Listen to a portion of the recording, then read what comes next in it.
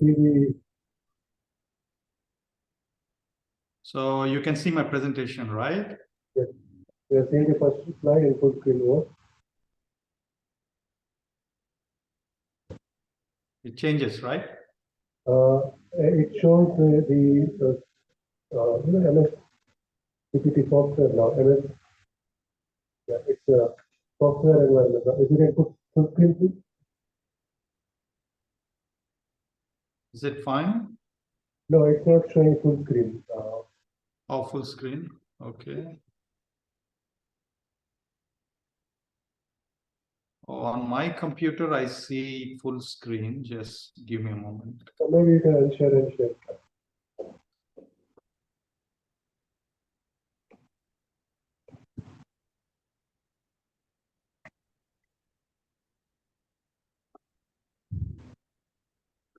Yeah, now it's full screen. If you can please change one.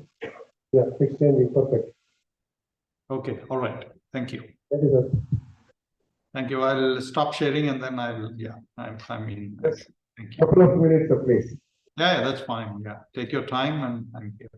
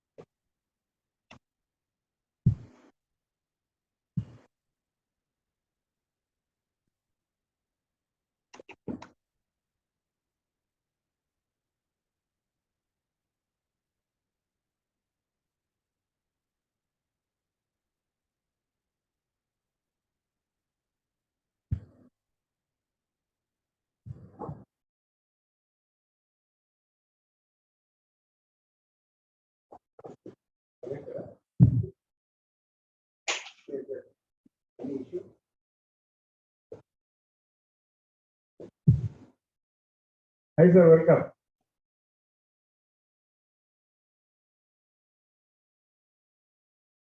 Hello.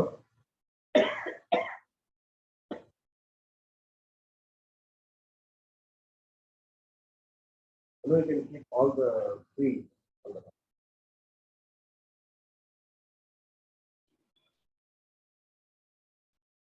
Very good morning, sir. Are you able to hear us?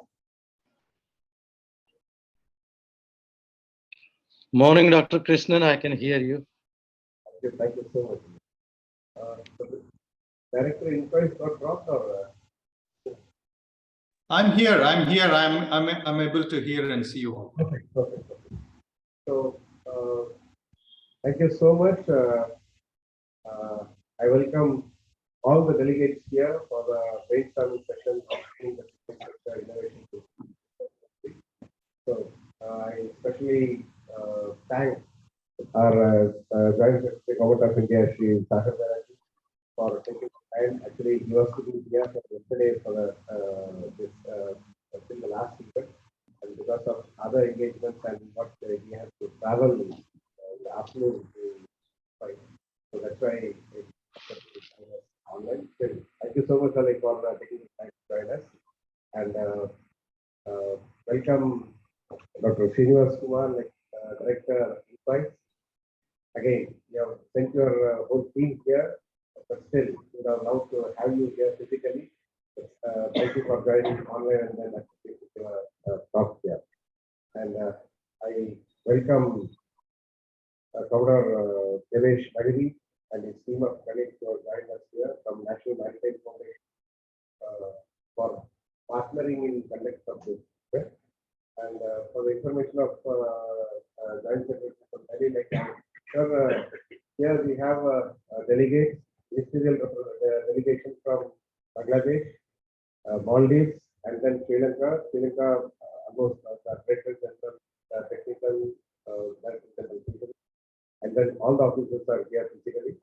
And apart from that, we have lecturers and then scientists from ICR institutions. We have representation from CAAP, CMFRA, CAFP, FIFRI, and SIBA as well, and Department of Fisheries organizations like SIPNET and then FSI and from the industry, we have representation from Mr. George Hanny, Hamilton Group, Iceland. From OSEC, Norway, we have Mr. Ulf, Mr. Ignacio from Kongsberg Maritime, Spain, and Mr. Alfredo representing Shellcat USA. They're all here physically. Since the event is being organized as a part of the side event, some of the participants from there also are joining here. And from the Indian side, we have Gaware Technical Fibers, a major player in the sector based in Turkey, and then Vodafone Online Services provide communication services. I welcome all the delegates here, and on the head table we have the Commodore Devesh Nagari, and then we also have Mr. Dhamika, Director General Technical, and then Dr. Shiny, former Minister of Fisheries from Maldives. I take this opportunity to welcome all of you to this for the opening session of this session. And this is a session which is happening in sequel to the technical session which was conducted in the ISIS FAO symposium on energy.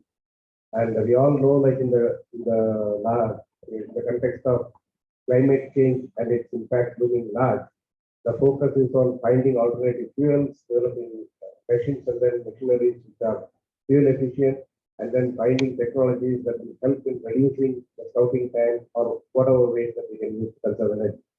And like almost 30 to 40 million tons of fuel is being used in the sector globally, and the effort is up in the entire world. And when the industry is advancing and then modernizing, that for the fuel.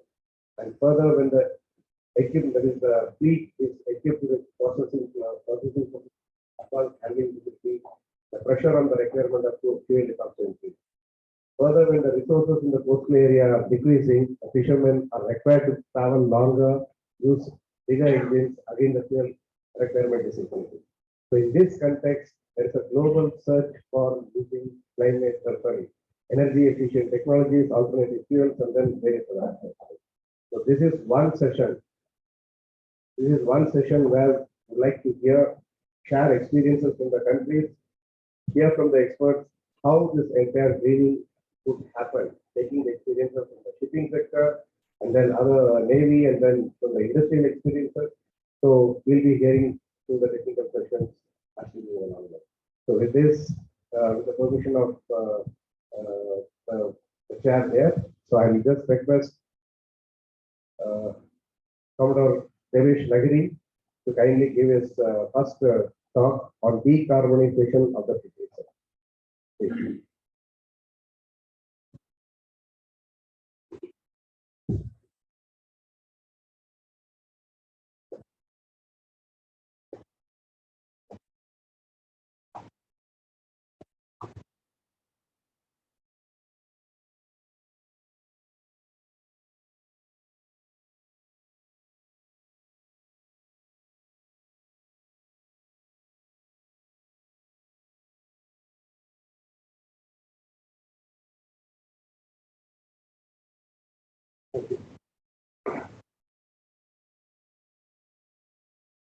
Sri Sagar Mehra, the Joint Secretary, Department of Fisheries, Dr. Srinivas Kumar, Director Inquest, my fellow panelists on the head table, Dr. Shaini from Maldives, Mr. Rana Tunga from Sri Lanka,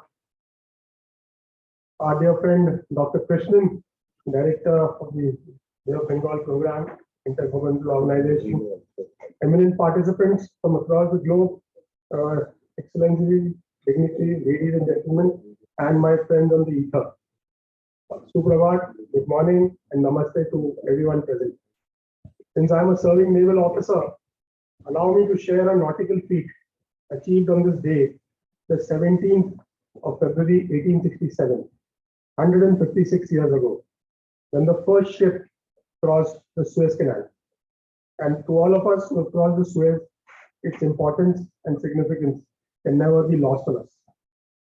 On behalf of the Chairman, National Maritime Foundation, all echelons of the National Maritime Foundation, and yours truly, who also has the proud privilege of being the Executive Director of the Foundation, allow me to place on record our collective thanks to Dr. Krishnan, who is the Director of Bay of Bengal Program, Inter-Governmental Organization, for inviting the National Maritime Foundation. I'm joined by my colleagues, Commandant Srivastav, a serving officer in the Indian Coast Guard, and Ms. Ayushi Srivastav, a young research scholar, to this ICES FAO working group meeting on fishing technology and fish behavior, and this side event, which is a brainstorming session, and for giving me the opportunity to share my views with this August Presidency Assembly. I've charted the course for my presentation as flanked on the screen. I now seek your indulgence for a few minutes to briefly explain the genesis, organization, and areas of research interest of the NMF.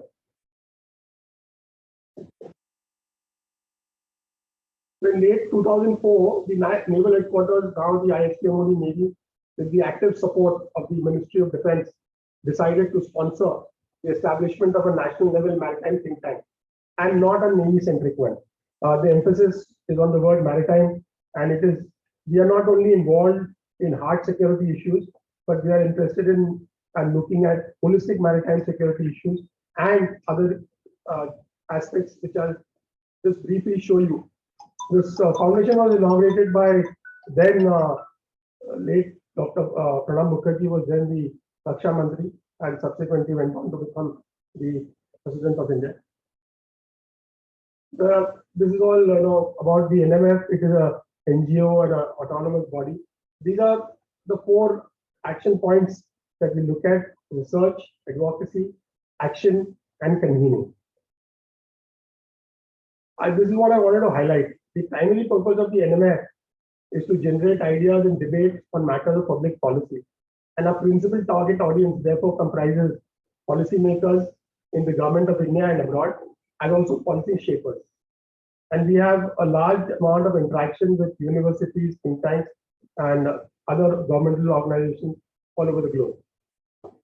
This is our organization, which I'll just skip through. The funding is not important. This is our vision statement: to be the foremost resource center for the development and advocacy of strategies for the promotion and protection of India's maritime interests. There are various research areas of interest. I'll just quickly skip through and without spending too much of time here, because these are all activities that we're looking at, and it is only to tell you that the NMF is involved in a whole lot of maritime issues, and we would be more than happy to thereafter discuss this.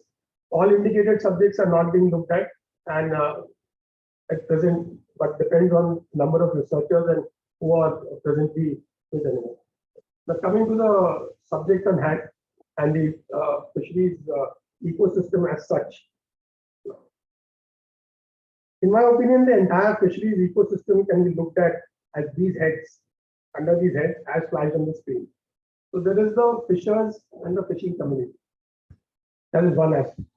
Then there are the fishing vessels, the gears, and the equipment, the fishing areas and the methods of fishing employed, the development of the landing areas and the subsequent connectivity to various areas and processing industries, and the processing of the catch and the sale. I'm just listing out these things to say that when you talk of the fisheries sector and decarbonization, we just cannot look at one little aspect. It has to be looked at as a whole ecosystem, because unless we look at it, we may well have, because insofar as the fuel part is concerned, to my understanding and knowledge, if you look at in comparison to the global merchant marine requirement, the fuel which is required for the fishing sector is a minuscule percentage. It is important, it is not that it is not important, but it is not the only thing. We need to look at the fishing ecosystem as a whole, and to decarbonize the entire ecosystem if we are to make any progress. These are the other aspects of the fisheries ecosystem. The cooperatives and the local and regional organizations. Weather information and warnings, they play a very important part. Scientific training and skill development, enabling legislation, and enforcement authorities. Entire thing, yesterday we were fortunate to attend the energy session, and one of the areas which came up and which most of the speakers agreed to, that while MCS is in place, the enforcement is not what it is desired. Now, there are some considerations which you should have for looking at decarbonizing the fisheries sector. One, we have to look at a very realistic time span. These things will not change overnight. It is not a flick of a switch. It is not that today you wish, from tomorrow you can have. It is going to take a finite amount of time, and we should all make a realistic time estimate there. There have to be defined boundaries and goals in terms of both the geography that you want to cover for the fisheries sector and the emissions that you are looking at. We also have to show consistent progress to keep encouragement and keep, from a considered, you have to have a baseline, and then over a periodic monitoring, you have to realize and make a concentrated effort so that we can keep comparing to the baseline and see if you are making any progress on it. The lessons that are learned must be shared with the fishing community, which is generally a gray area in most of our programs. And the requirement of a third-party certification that we are actually making progress. Now, I will just focus on a few points because I've just so far covered with a very broad brush. Allow me therefore to get into a specifics with a few concrete examples. Firstly, what would a green landing point comprise? To my understanding, it is, if you look at the Maritime India Vision 2030, which talks of green ports, then of course for the, that is looking at the mercantile marine and on a larger scale. But if you look at a landing point requirement of a fishing catch to be landed, then you have to look at a landing place which will encourage environmental friendly and sustainable operations. It will adopt green technologies. In that, in its own power requirements of the place are met by green technology. It has to balance economic, environmental, and social dimensions of the development. Maximize digitalization. Digitalization has helped in a very big way in decarbonizing. So if you look at the UN Conference on Trade and Development report, one of the areas that they've identified to decarbonize is by digitalizing. Digitalizing port operations, digitalizing ship operations, digitalizing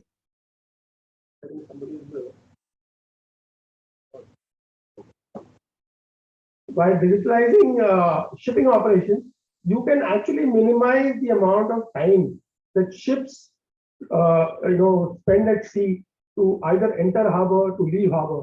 And therefore, when they reduce that time, they reduce the fuel consumption. Therefore, they reduce the adverse effects of carbon emissions. So, in all these sectors, there are various means which are going towards it. Now, the other areas that I've listed out is spatial planning and climate change adaptation and mitigation strategies. and the transport, which I mentioned earlier, to the processing facility. Now, if you look at what a green fishing area would comprise, I've just taken an analogy with the green shipping corridor, which is now the buzzword, and everybody in the merchant marine fleet is talking of green shipping corridors. So if you go back to the Conference of Parties 26, which was in Glasgow, and there was this famous Clydebank Declaration, wherein 22 countries, including the US, committed to establish corridors by 2025.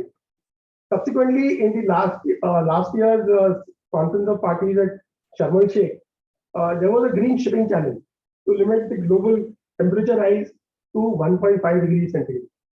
So what I'm saying is, what this slide tries to bring to the notice of this August Assembly is that there are specific areas where zero emission solutions are supportable and can be achieved. And the spirit is to focus and coordinate decarbonization efforts in a concentrated geographic area.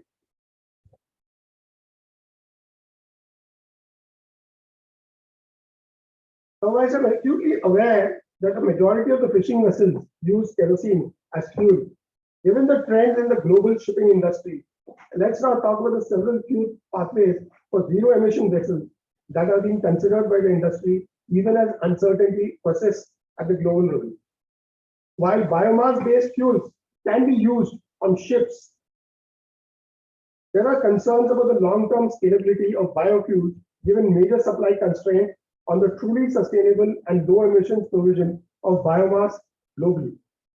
While biomass-based marine fuels could in principle be used as transition fuel in shipping over the next decade, it is likely that they will not be a scalable solution for the industry in the long term.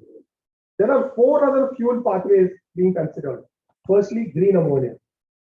Now, green ammonia is produced using renewable hydrogen. It is attractive as it has no carbon in its molecular structure. The ammonia, as we all know, the basic formula is NH3. So, and it's the most likely marine fuel to be adopted in the long term and based on today's techno-economic modeling as potential for future cost reduction. Green ammonia also has scalability advantages because it is also likely to be produced and exported for other energy and industrial uses. And ammonia, as it stands today, is being extensively shipped across the globe. So the transport, storage, those issues are to more or less extent sorted out. While ammonia is currently shipped in large volumes as cargo, fuel safety standards, particularly for port infrastructure and bunkering hubs, would need to be developed. Now, this is more applicable for the merchant marine, but if you scale it down to the fisheries requirement, which is a percentage requirement of what the global merchant marine would require, there is best practices can be borrowed, and we can look at how to achieve this. Secondly, from a vessel technology standpoint, there are currently no ammonia internal combustion engines commercially available, but the first available engines are expected in the next quarter of 2024. Or I would say the fourth quarter is what they've said. So coming to the next option is green methanol. Now, green methanol is produced from a combination of green hydrogen and carbon dioxide, and is considered the most advanced solution from a vessel technology point, as methanol IC engines are already commercially available. To be considered as zero emission, however, the CO2 which is used to produce methanol needs to be green, and therefore it must originate from net zero biogenic sources, resulting in potential long-term challenges for the scaling of production and for the fuel's dependency on the cost of carbon capture technology. Thirdly, green hydrogen, which is produced through electrolysis using carbon neutral electricity, can be used as a marine fuel, but is considered technically challenging to store on board vessels. The use of liquid hydrogen can overcome fuel storage challenges, but the liquefaction process and cryogenic storage requirements increase cost. Now, if you look at the size of the fishing vessel and the size of the merchant ships which are looking at hydrogen there is a vast difference. So to actually scale down hydrogen to a fishing vessel in the long term is going to be extremely difficult and may not be really worth it. So hydrogen as a solution on a fishing vessel is not really going to work. At least that is how it is now. Green hydrogen has scalability advantages as the use of green hydrogen is a route for decarbonization in other sectors. And fourthly, synthetic diesel produced from a combination of green hydrogen and CO2 can be dropped in without requiring any changes to engines or storage tanks. As with methanol, we considered zero emission carbon dioxide feedstock for synthetic diesel must originate from non-fossil sources, resulting in potential long-term challenges for carbon feedstock procurement. Synthetic diesel production is also more expensive than competing options. In addition to zero emission fuel production being available, green shipping or green corridors or green fishing areas need to have the necessary vessels and technologies and appropriate bunkering infrastructure such as storage tanks and vessels for refueling purposes. In the merchant marine today, this entire thing is being regulated by the IMO. And the IMO is the governing body which is mandated by the UN to control the fuel and quality and the type of fuel that can be used. Of the fuel pathways that have been introduced, methanol has been given interim approval by the IMO for use as a safe ship fuel. Other fuels, such as synthetic diesel, could require a new certification process since additives or different sealings in the engine system might be needed for safe operation. The IMO has not yet approved safety and fuel handling guidelines for ammonia and hydrogen. However, and use of either as a marine fuel requires special approval from the relevant regulatory authority. So that is what the present scenario, if you look at insofar as the fuel pathways of choice that are available. But as I said, this is being very aggressively pursued in the merchant marine because if you look at the shipping as a country, the entire sector of shipping would be the 5th largest polluter in the world. That's the amount of fuel that is consumed by the shipping industry. Of course, insofar as the fishing vessels are concerned and the fisheries sector is concerned, it will be a percentage of the entire thing, a very minuscule percentage. But insofar as shipping is concerned, the fuel is, so Dr. Krishnan has shown me that to watch. So I will just give to some recommendations. Heartening to note yesterday that some findings were being presented by several field studies, and these studies need to be scaled up and made both pan-India and for the BIMSTEC region. The knowledge building should continue through continuous education and I think the empowerment of women, because that's an accepted thing. If you can educate and empower one woman, you empower and educate several more. Interaction programs in the fishers community must continue and preferably in the vernacular language, so that whilst we can discuss these things in English in a conference like this, when it comes to actual implementation and actually on the ground level, it has to be in the vernacular language, because the entire fishers community along the coast would be only comfortable in dealing with the vernacular language. And finally, the NMF is ever willing to be a knowledge partner of like-minded institutions who are keen to examine, research, and recommend specific implementable solutions to policy. Thank you.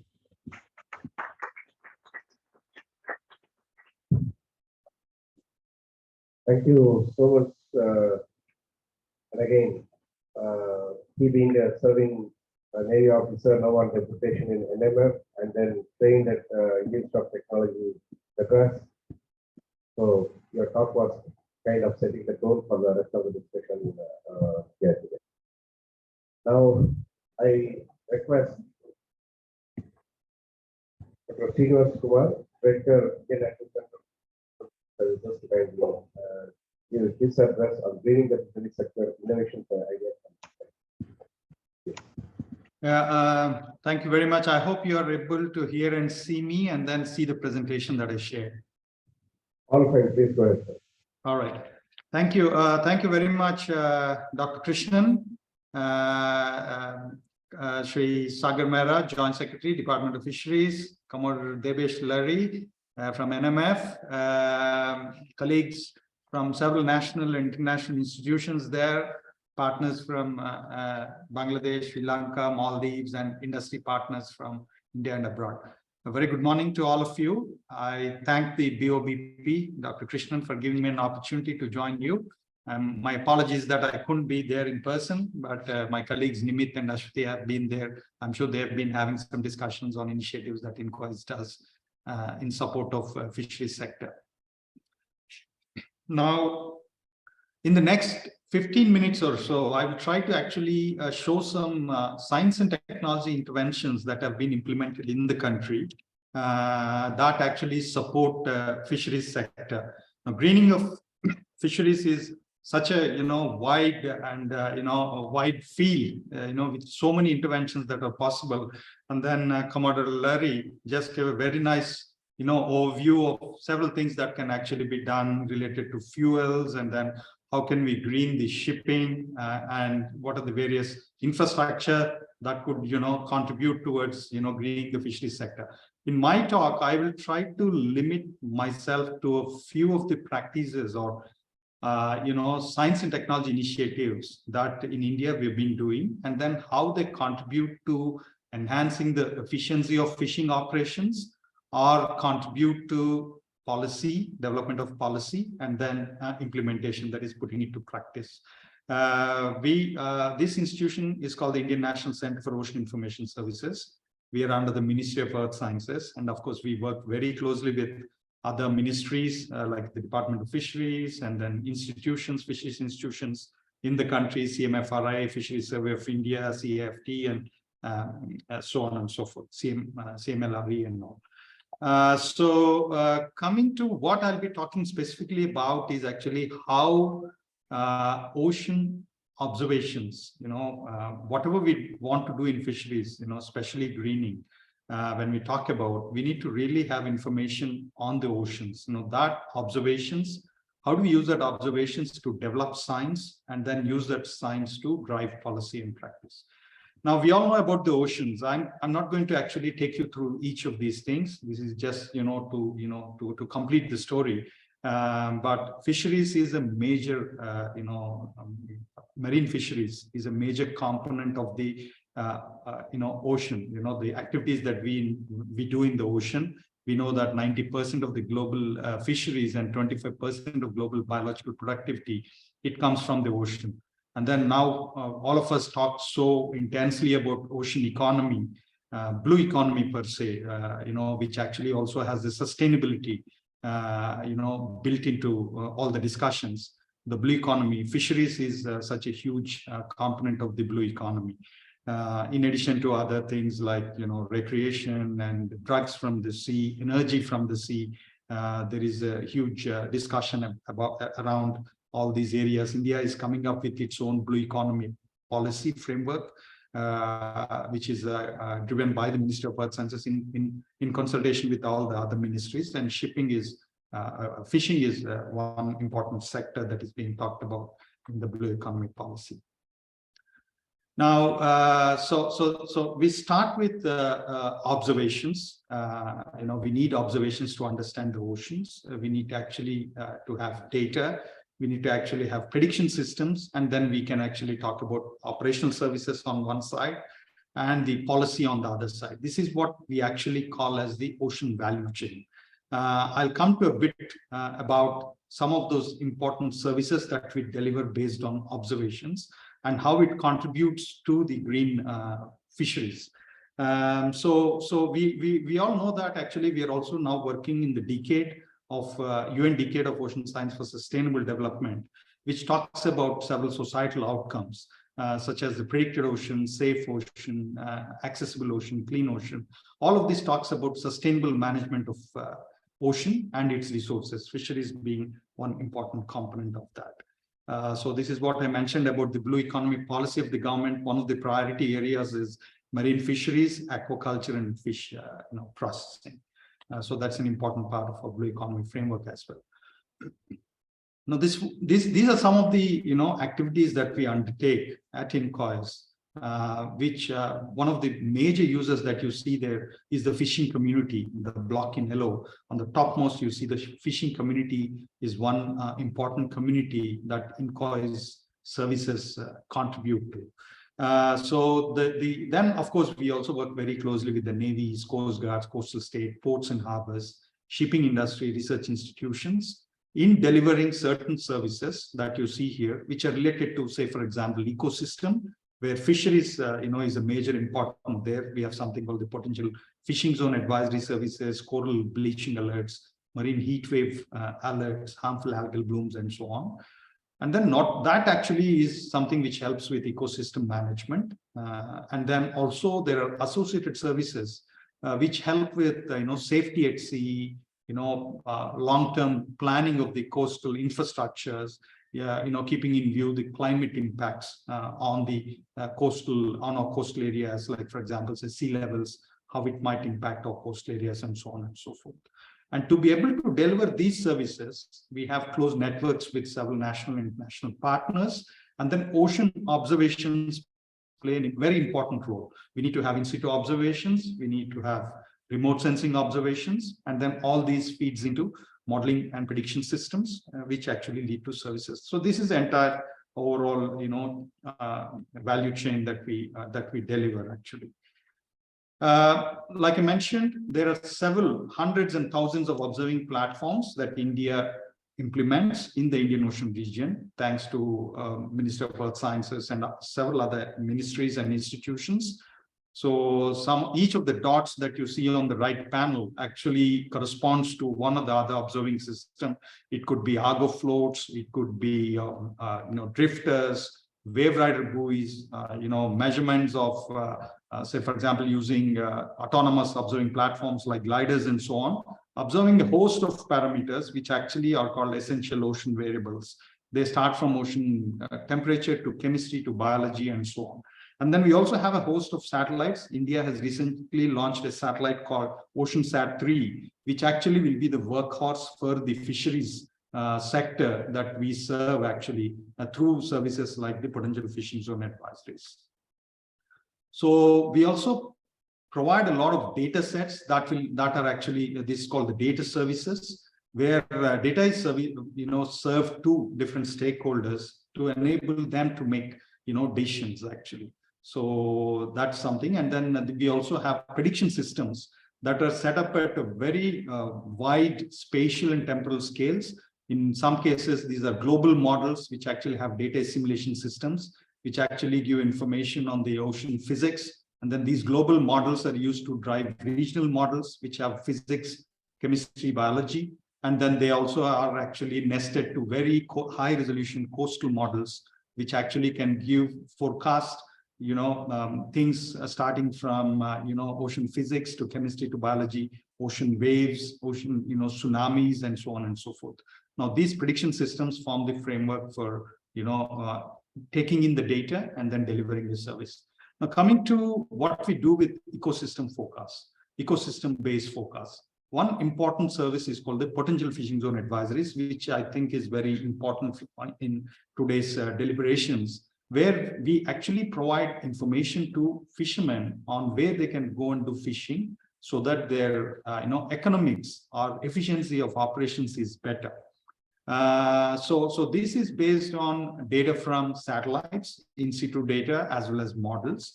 So we use data from, like for example, from OceanSat on chlorophyll. There's a sensor called Ocean Color Monitor, through which we can generate information on chlorophyll, which is the food for fishes, and then it actually builds an entire ecosystem. And then you can actually, have an estimate of what kind of, whether fishes would be available, and if so, in some instances, what kind of fish. Similarly, we actually work on data from sea surface temperature, which actually is an indicator of the physical environment, conducive environment, physical environment for aggregation of fish shoals.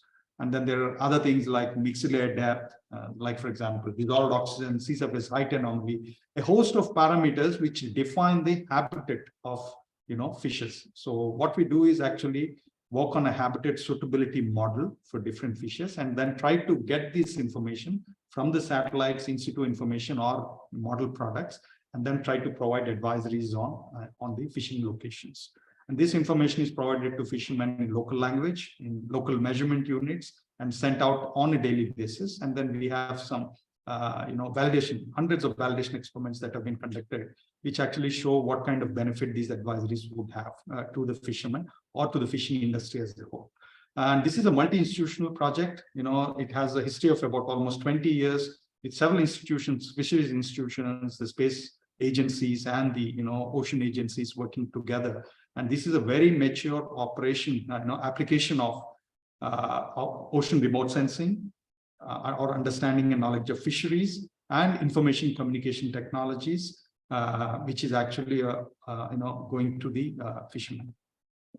And there are also other services related to, say, for example, coral bleaching alerts. Now, these corals bleach when the temperatures are, there are enhanced temperatures, and then they persist over a long period of time. And corals are very important for, as feeding and breeding grounds of fishes. So they provide an indication. A coral bleaching provides an indication of what kind of impact that it might have on the fisheries, the breeding, the recruitment, and so on. So longer term impacts.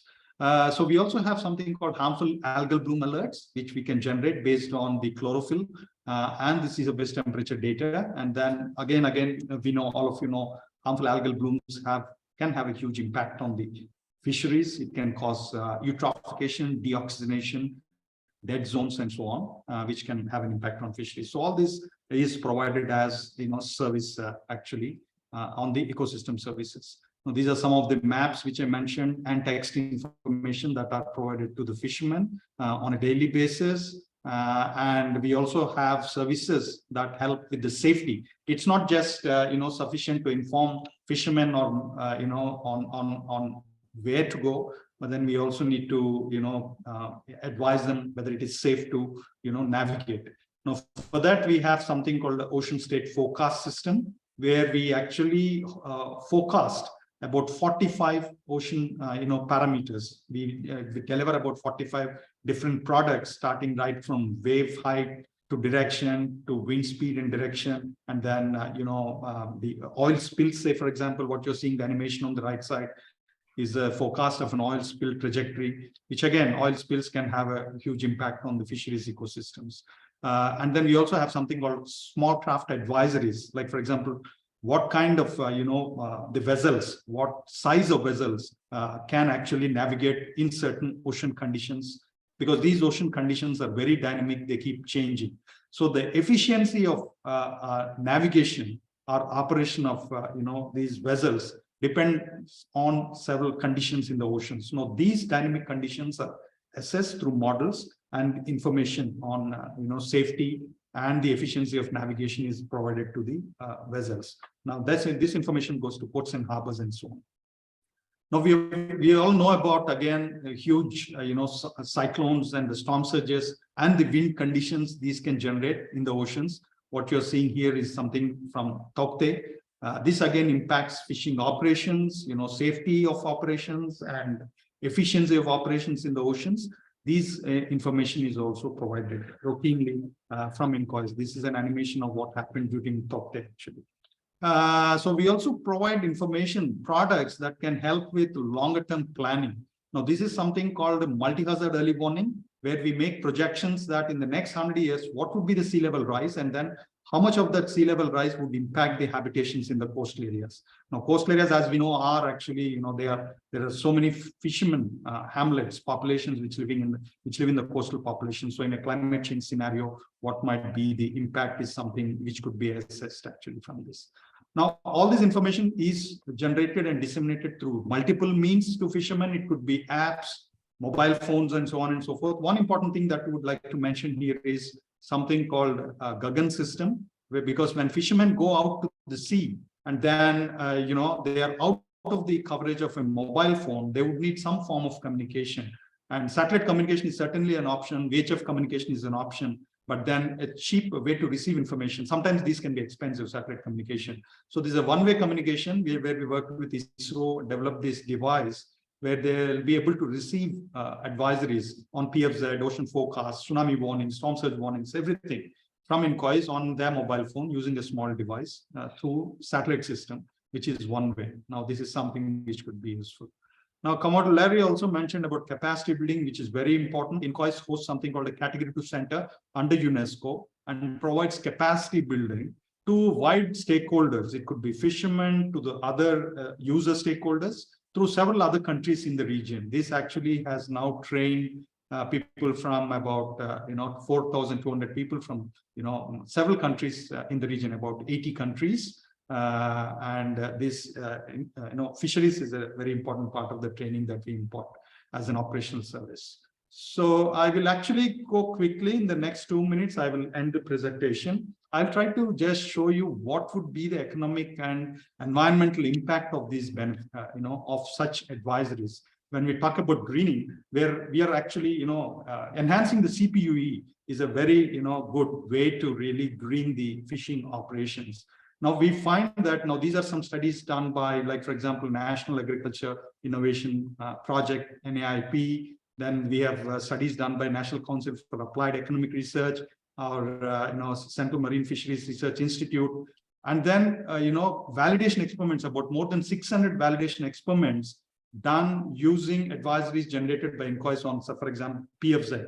Somebody goes to a location, somebody goes for fishing based on his traditional knowledge, goes to a certain location and does fishing.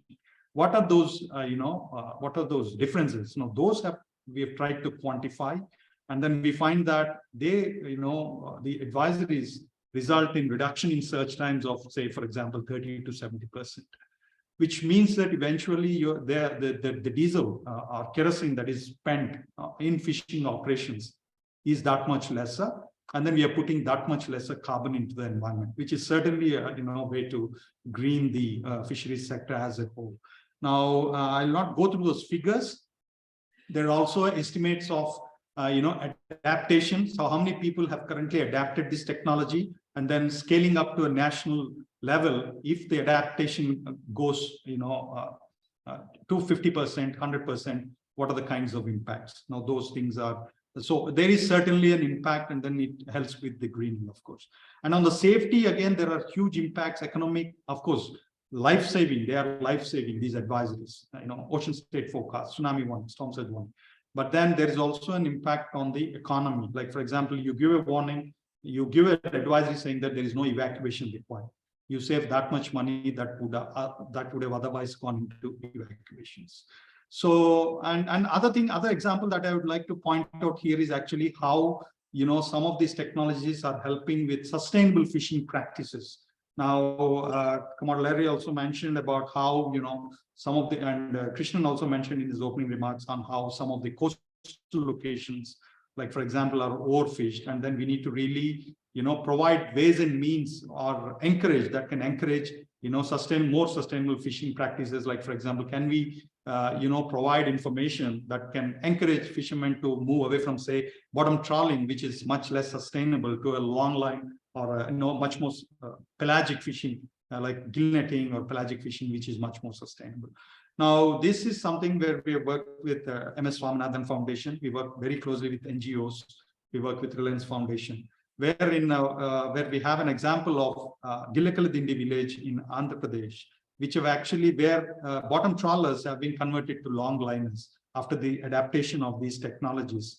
The last we knew was a few years back, where out of 65 boats, about 50 vessels have been converted to long liners, actually. So these are some things, I think, which we need to, which we need to recognize that, could contribute to more sustainable, kind of fishing practices. So I'd like to end here that, observations, model services, impact-based forecasts, based on user needs, in this case, fishing sector, there is a knowledge, and then we need to really use this knowledge to, get these kind of technologies mainstreamed into the communities, and then, formulate policies that can really help us with, greening the entire fishery sector. Of course, we work very closely with other countries in the region. Colleagues are here from Sri Lanka, Maldives, Bangladesh. Several participants from these countries have, participated in the training programs organized by INCOIS.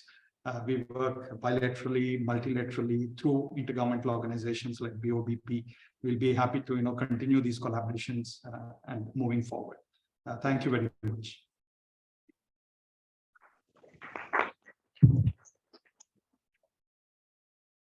Thank you so much, Dr. Srinivas, for your very, very comprehensive overview about the activities. And then, as you rightly said, like already there's an MOU with the government of one, and then the other governments also showing quite keen interest. And then, even in the last 2 days, we had kind of a conversation with your team of experts who will be here. And we'll be taking this forward in the coming time, like how this data sharing mechanisms and then the from the benefit of the neighboring countries. Thank you so much for taking the time. Now I request Sri Sagar Vice Department of Fisheries, to kindly give us. Thank you. A very good morning to all of you. Dr. Krishnan, Director BOBP, Commodore Devasish Lahiri, Shri Srinivas Tumala from INCOIS, delegates from BOBP member countries, delegates from ICS countries, working group on FT and FB, business and industry, and colleagues. First of all, on behalf of Government of India, I welcome you in today's webinar, the deliberations, and I thank again Dr. Krishnan for organizing, for making these deliberations happen on a very important topic. And back home, if I talk about our countries, then fisheries and aquaculture in our country, in India, is one of the sunrise sector, and it is growing in 2-digit numbers with a very prominent ever rising contribution in national economy, in generation of employment and livelihood opportunities, and especially rural coastal economy. And because our coastline is spread over more than 8,000 kilometers, and more than 28 million people are directly engaged in fisheries, especially marine fisheries, and more than 2 times the number of people is engaged in the value chain, depending for their livelihood source. So in this background, considering the contribution of fisheries in national economy and the rural economy, coastal economy, Government of India is very serious and concerned about the sustainability of the fisheries sector in the country. And considering the contribution of fisheries sector, Government of India has set very ambitious target for itself to deal with climate change and related issues. And we understand that the impact of climate change is also partially there on developing countries also, while the present state we are in is largely due to the industrial activities and a high level of consumption in developed countries, in industrialized countries. But we must remember that the developing countries in the region, in the BOBP region, including India, we need to do our bit so that we can mobilize the greater support to address the climate change in a sustainable manner when it comes to the fisheries sector. The speakers before me have deliberated in detail that what all things we need to put together so that we contribute to the greening of the sector, so that we work on decarbonization, we use different technologies which are taking place in different areas, how we can weave all these things together and contribute in greening of the sector. And if I talk about the action and policy matters at the level of Government of India, you might recall that way back in 2015 at Paris Climate Change Convention, our Honorable Prime Minister announced about the Panchamrita, that is, 5 promises that India is making to herself and to the world. Of this Panchamrita, we believe the most relevant is, one for fisheries is for marine capture fisheries sector, are the commitments that India will be meeting 50% of its energy requirement from the renewable energy and will also reduce its projected carbon emission by 1 million tons by 2030 and also reduce the carbon intensity of its economy by 45% by 2030 and will achieve net zero by 2070. So this is the level of commitment from Government of India. And in addition to this, Government of India, also committed that at the highest level, and a cabinet resolution has been made, and which was passed to the UN, which is termed as nationally determined contribution, which was shared with the United Nations Framework Convention on Climate Change, and the NDC reads, quote, to put forward and further propagate a healthy and sustainable way of living based on traditions and value of conservation and moderation, including through a mass movement for life, LIFE, lifestyle for environment, as a key to combating climate change, quote, unquote. The decision on enhanced nationally determined commitments demonstrate India's commitment at the highest level for decoupling of economic growth from greenhouse gas emissions. As you may be knowing that the world fishing fleets are using more than 1% of the global oil consumption, primarily as a fuel, and by rough estimates, this number is likely to increase further, that it can be more than 2% if the aquaculture is also included. The marine sector of India is largely artisanal and small scale in nature and engaged in low impact fishing.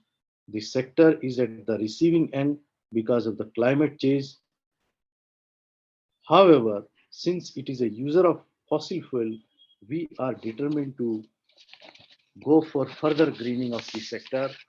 And we also acknowledge and express our concern about the research findings that globally fisheries contribute to about 4% of the greenhouse gases emission, and it is still on increase and increasing every year. The government is supporting from our side to contribute and to ensure that the Indian fisheries and aquaculture sector, especially on marine side, we are trying our best to ensure that the Indian marine sector is on the path of sustainability, adoption of the technologies which are sustainable, and we get to, bequeath the asset or the wealth which we inherited to our coming generations.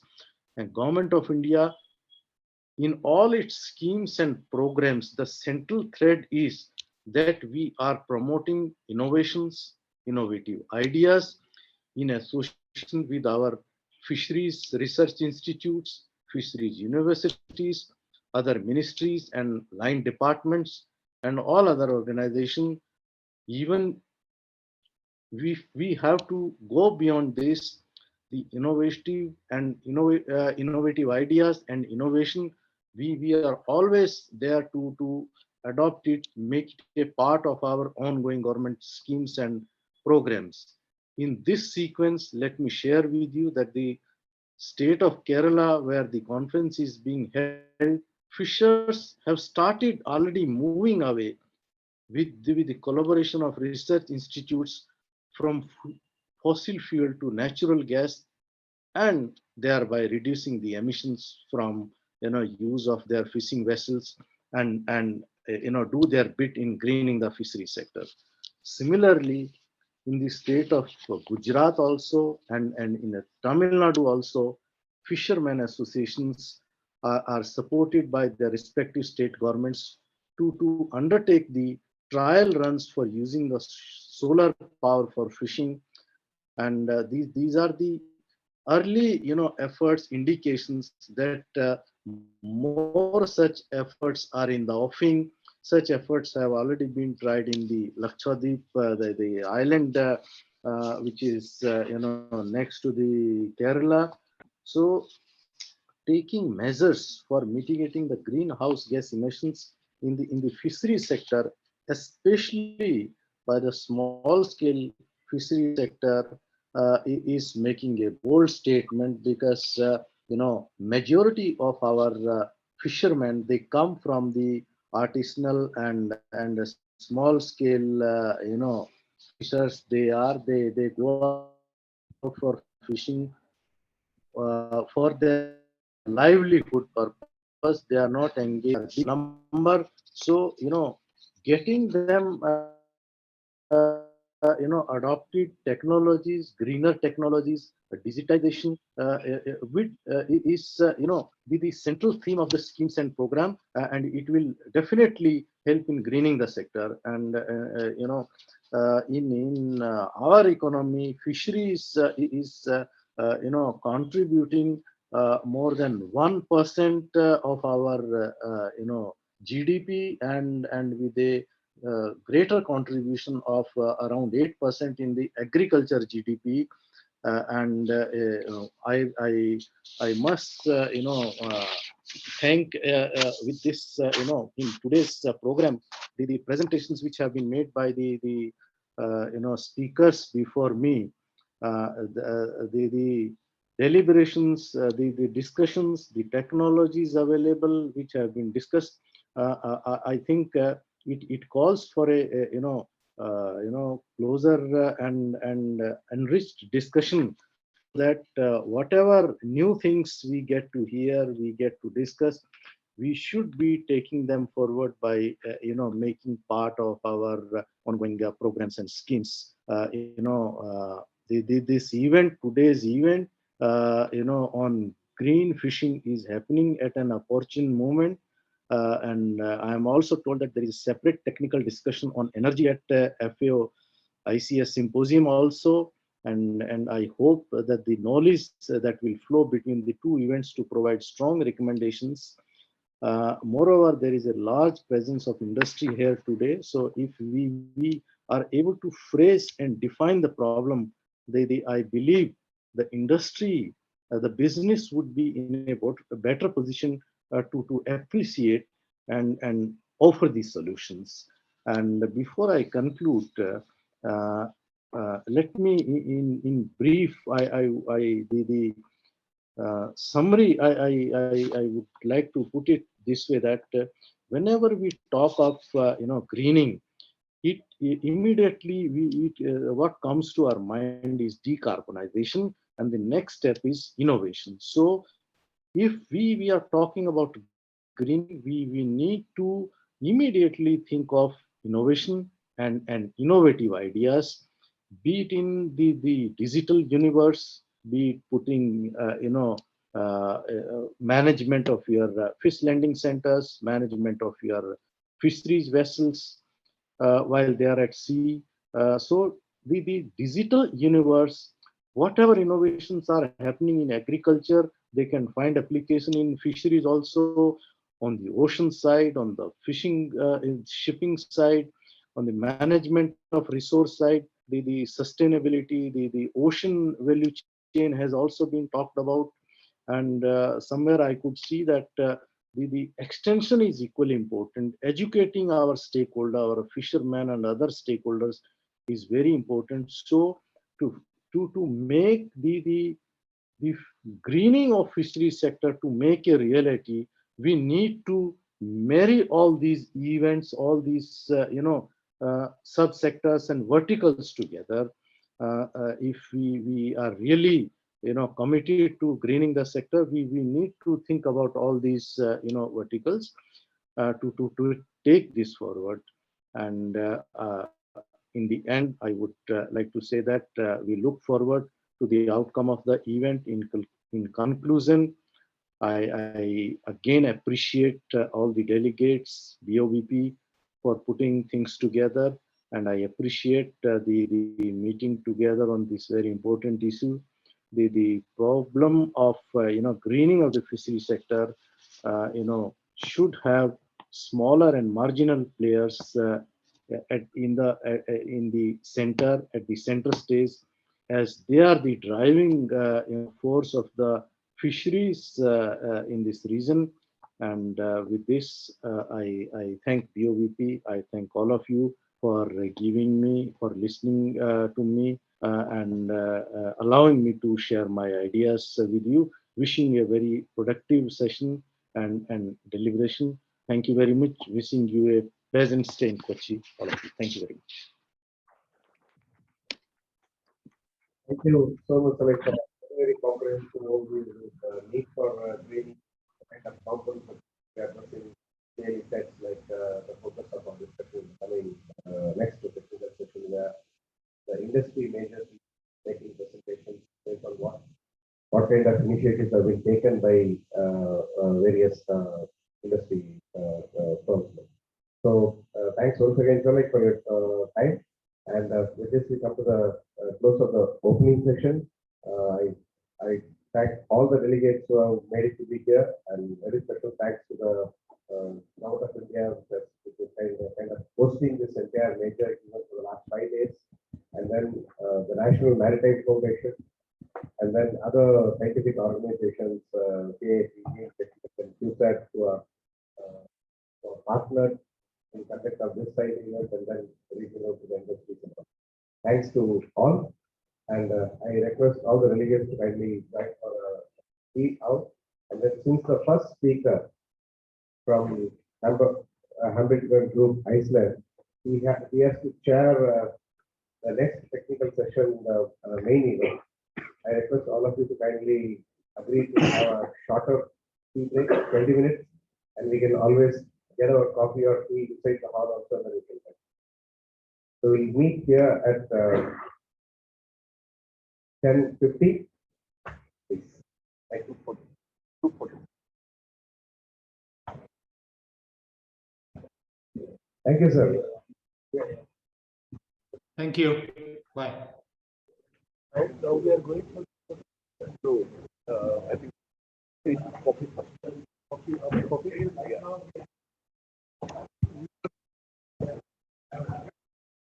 We will take that photo there only. Yeah. Volume, take that photo there. Yeah. It's amazing. Yeah, I already forwarded to that. If we ask, maybe like after going to that, I can also write that. So how long we have the recording? That's the recording. Yeah. No, I know. That's fine. We can provide what length you are expecting. Like so that is summarized. That's all.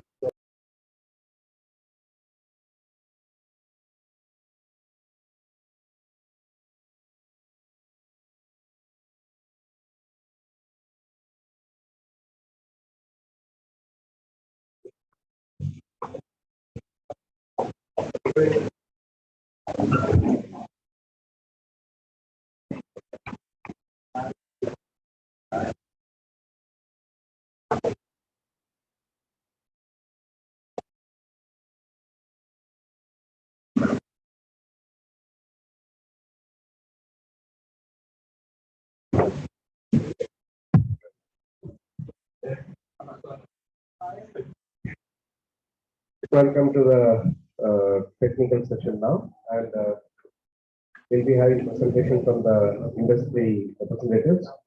And to conduct this session, I request Mr. Kamika and Dr. Shine to kindly get co-chairs. And we also have a table Dr. Sukedas, Director of Central Island, Inland Region Research Institute, and Florida. Floor is yours.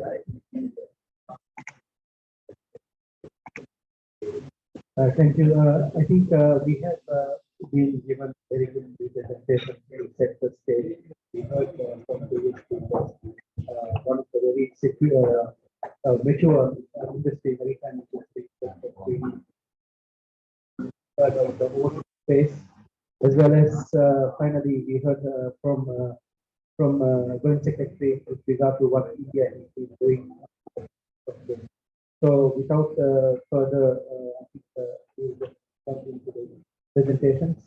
Just reminding that we have 10 minutes for each presenter, and then if there is a burning question or query rather of the presentation, we can get 2 of them or 3 right after the presentation, and then we have the discussion for later. After 8 minutes, my colleague will give a signal that you are approaching the time.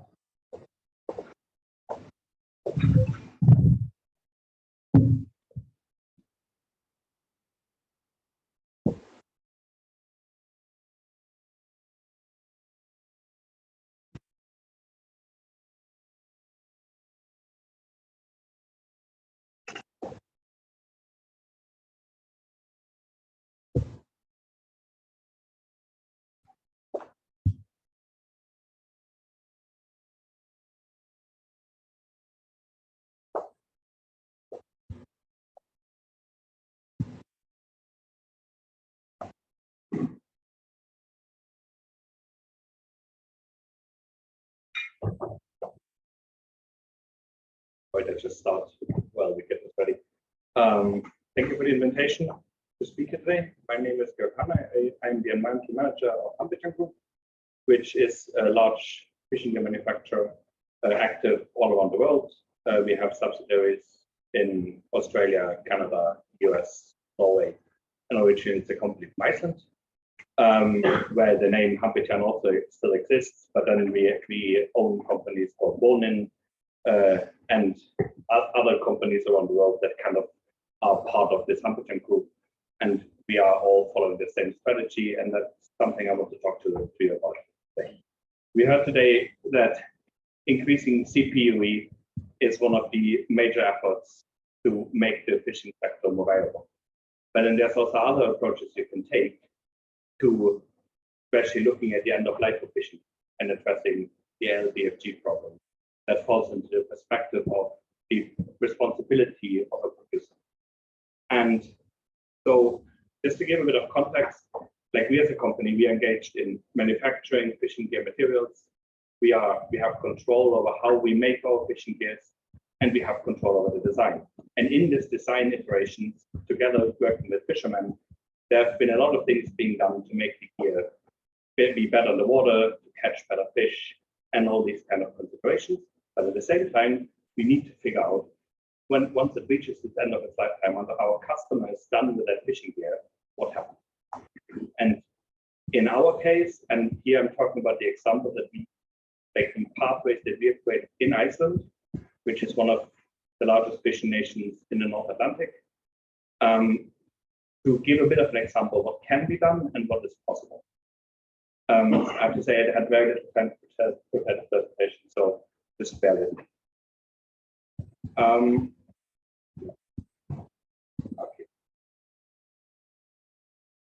There you go.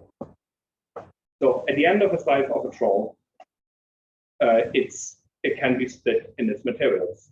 We assemble it, we can take it apart. And we know what parts a trawl or what are they made of. We make the materials, we put them in there. And then we can decide what to do with that. We can send it to landfill, send it to burning. But we could also maybe try to find out what kind of companies would be interested in actually taking this material. There is value in this material. It is raw material, and if handled correctly, it can actually be sold for a price. And there are now in Europe several companies that actually have dedicated themselves to solely working with fishing gear in the downstream in the waste environment. There are some of them here. Plastics is in the polyethylene market. Polyvectris is in the nylon market.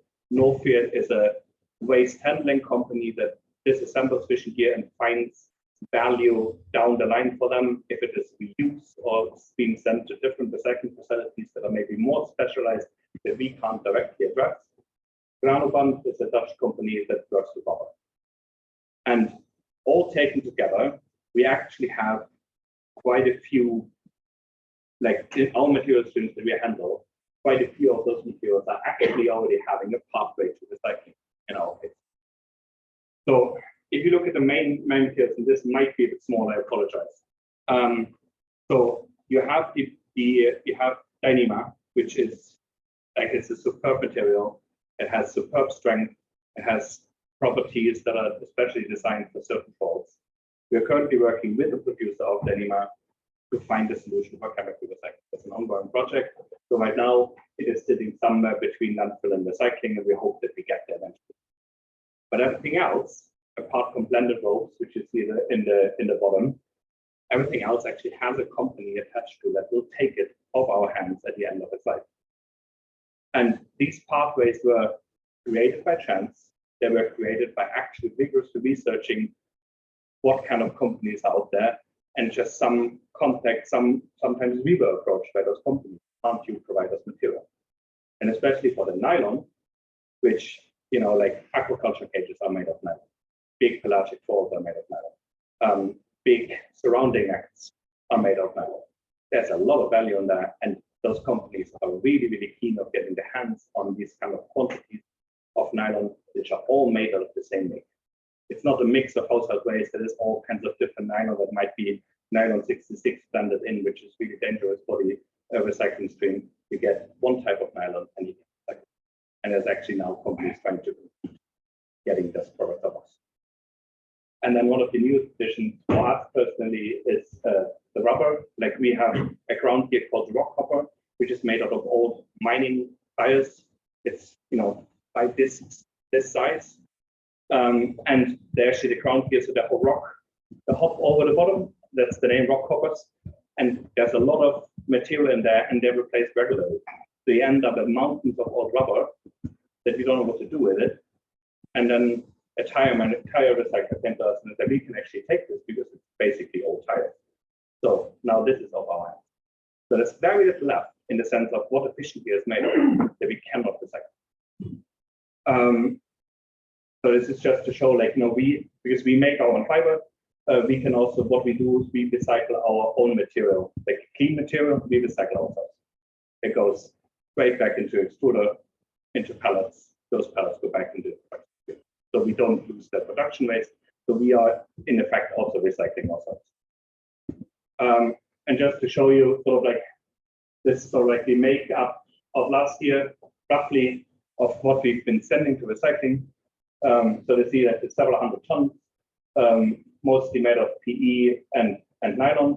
This is where this is the majority of what fishing gear are made of, but also rubber, steel. What's not in there is, for example, lead. Lead is something we just send straight back to like a company that breaks it down, recasts it, and gives it back to us to put back into our products.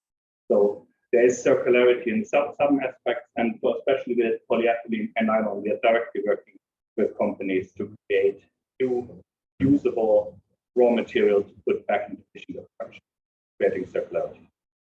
And maybe the key takeaway from this presentation is this gear-centric example.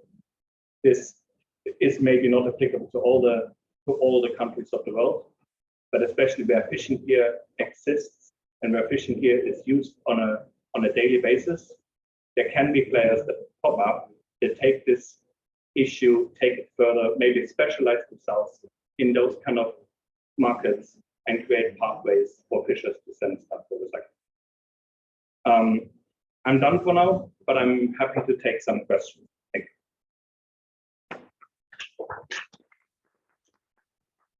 you. This is per year or? That's just 1 year. And that's, but 1 year Iceland, that doesn't, as I said, like, I work around with a group. We have companies that are just as big as in Iceland. So there's material streams exist in other countries, but this is just a number. Yes, finished in 8 minutes, so we can use 2 more minutes if you have any questions to ask. Thank you very much. That's very interesting. So it looks like these are not really gill nets, right? I mean, in this part of the world, we have a lot of gill nets. Yeah, I'm sure there are literally tons and tons of gill nets that either disposed, lost, or discarded. I'm just curious to know whether any of these countries are HPT or first of all, I mean, sorry for my ignorance, is that made from nylon or from something? It's nylon. But these are not nylons, right? Not nylon. Are they nylon? Polyamide.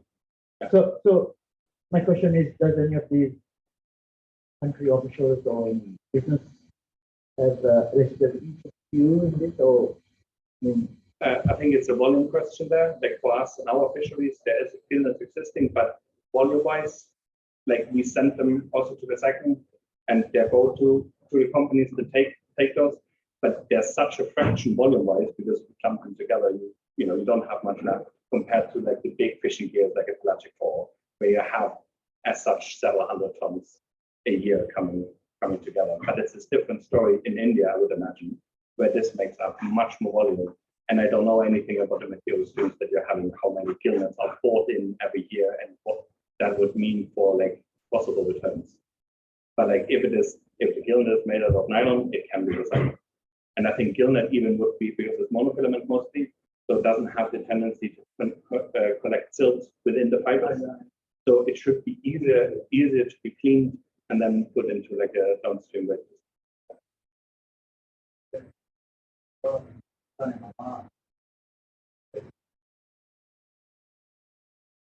Any more questions?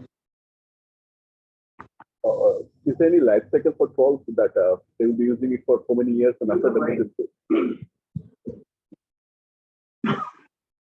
I mean, do they also kind of repair their trawl nets or something, or they just have a life cycle fixed for the trawl net, and after that they send it back to you?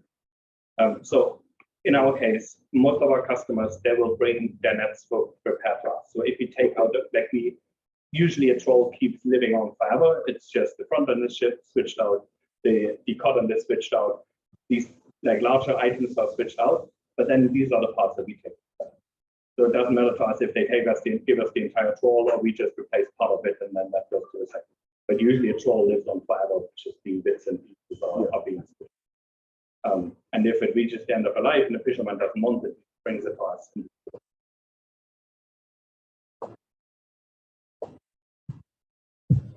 In India, generally the waste materials will have a combination of this nylon, polypropylene, and poly. The base will have all kind of materials. So is it possible to recycle as a single metal, or what will be the final recycling? The raw material is mixing of all kind of materials. Yeah, I think this level that needs to be in between us, the fishermen, and the recycling company. In most countries, there needs to be some intermediary step, some collection facility that has the capability to select fishing gear by its material. Usually it's good if the manufacturer does it themselves, but in the case of gill nets, the fisher just buys them somewhere off the market. Like there is no sort of like this intermediary like gear company that sets it up for him. So like therefore there would be a local municipal or municipal recycling that has the capacity to have a bin for nylon and a bin for the other things. So these things can be separated. And only if you create like quantities of waste streams, then can there be any sort of like synergies and maybe a company popping up and saying, hey, we want to and see value. thank you, Mr. Hani. So let's move to next presentation. The presentation is Ulf Lundwell, Chairman of the Board, OSCP. So it's your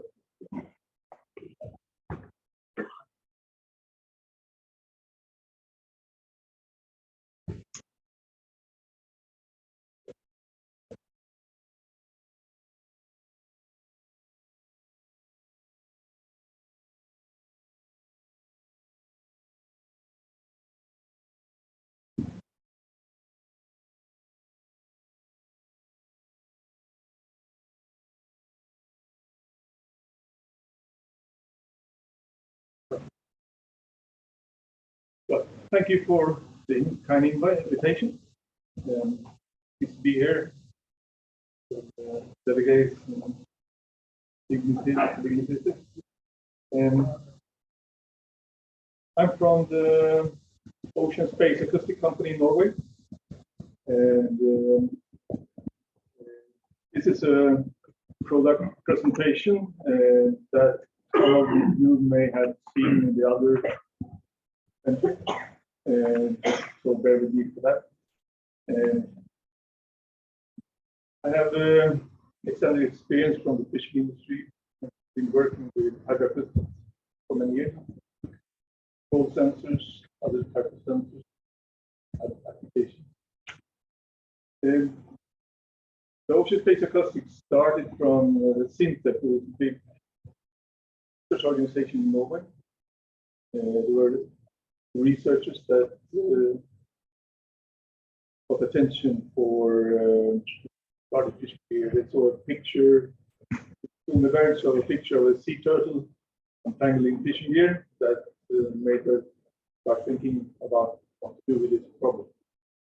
And they founded the company in 2018 after having done some research and also filed for patent. And now in 2021, last year, the product was launched in the fishing exhibition in Norway. In Norway, we have systems for registration of fishing gear. It's mandatory to report when you engage in fishing, when you place your gear on the bottom or start trawling or whatever kind of fishery. You also have to report your catch. And if you lose your gear, there are report systems also available for down to private fishermen as well. You can report if you lose your lobster trap, you can report it. And then the government also has to retrieve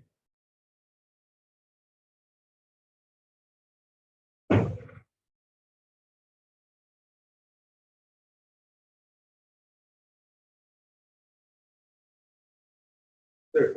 Okay. So the government has a trip every year for retrieving reported lost gear. It's a 5-week tour, correct? And we also have the local diving clubs around the coast that retrieve also gear, mainly box and gill nets.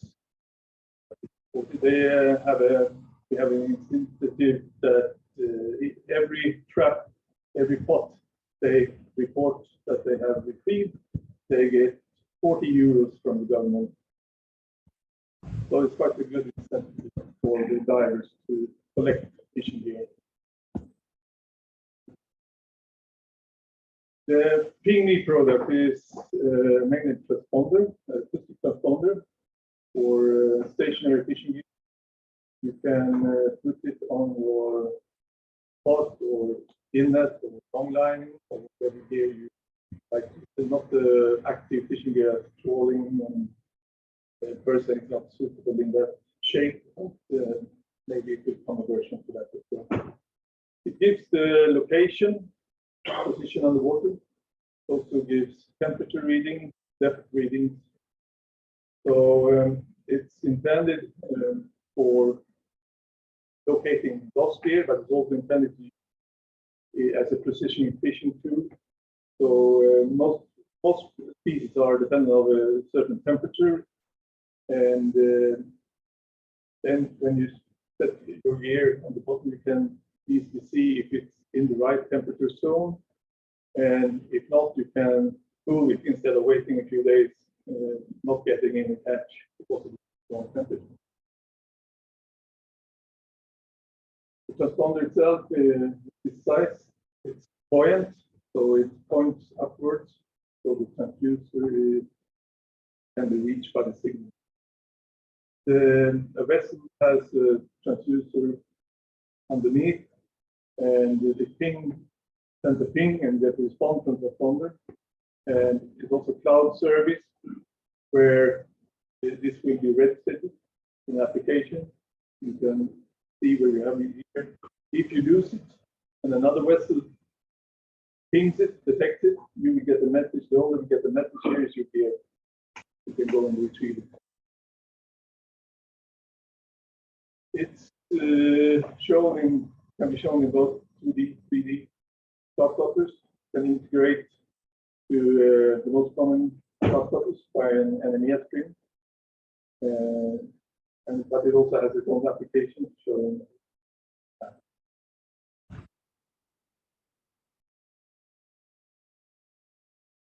So the transducer,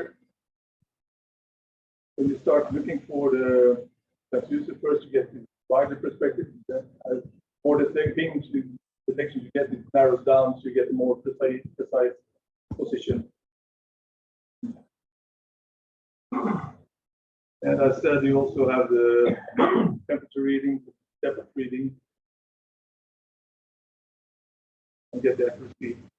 So the cloud service, you can see your own vessel, you can see the map, and you can see your transducers depending on how many you have. See the last depictions of the transducer, information from the transducer, from the transponder, right? And so have full visibility, and you can choose. Most fishermen are not willing to share their fishing location, so the fisherman himself, he can choose how much he wants to share with others in his application. It's also could also be useful for other vessels, typically a trawler, for example, or avoiding gear conflict. If he has the system on board, he doesn't necessarily have any transponders, but he can detect other transponders. So to avoid gear conflict and falling. We also have voyage tracking. So you can see, look back to your surveys and see where you put the transponders. It's also in the bigger picture. You can look at this as a data acquisition system. Imagine having the world covered with transponders, which we offer, of course, as a business company. We will then have a database of temperature readings related to depth and position, which could be used for seasonal planning, environmental studies, and yeah. So in the wider perspective, this will be have a be able to that data acquisition. Sorry, you have 2 minutes. Sorry. One more slide. So the environmental contribution. By using transponders like this, you will reduce your time at sea, and that will also reduce your fuel consumption.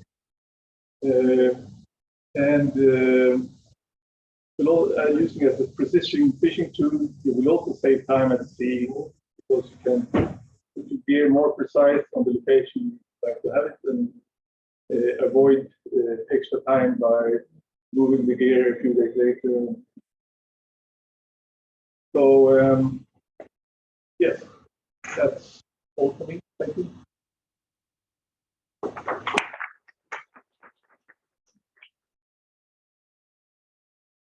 Questions?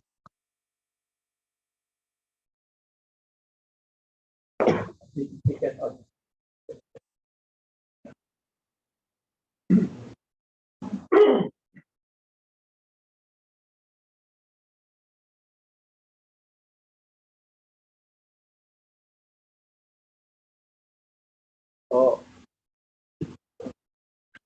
how is it advantageous over GPS? I mean, like many of these things, fish and fishing and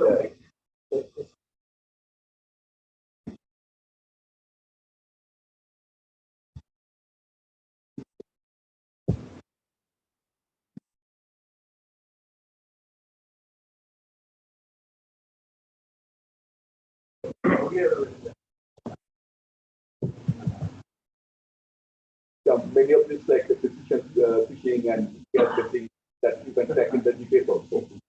So what's the added advantage over optimally over GPS? Well, the GPS tracker is on the surface. Yeah. This is on the bottom to get the underwater location. So, especially in a lost gear situation where the GPS tracker is not there anymore, maybe the buoy is taken by the ice or by another vessel, then you still can find the position of the fishing gear. So that's the difference. Yes, surface detection. So this might be a silly question. So does it mean for someone who wants to get this information back to, let's say, where the fishing gears are, does the boat have to have a transceiver? I mean, how does this signal uplink to a satellite cloud server? Yes, you have an onboard system, a transceiver, and the transducer under the hull, one or more, to ping from the vessel, Okay. get the response, you process in your system in the transceiver and the computer system on board, and then if you are connected, it goes to the sky. So technically, every vessel should have a receiver. Yes, Okay. ideally.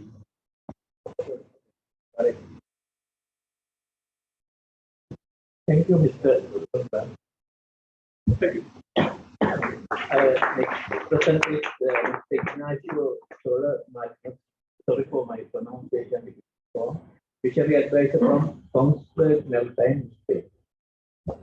So yes, sir.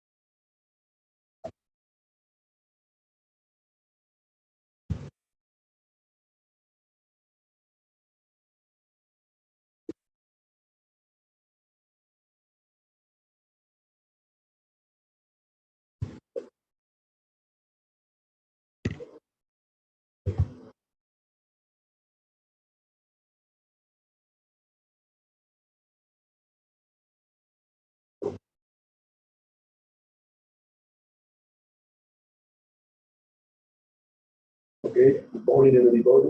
Thanks for the attendance.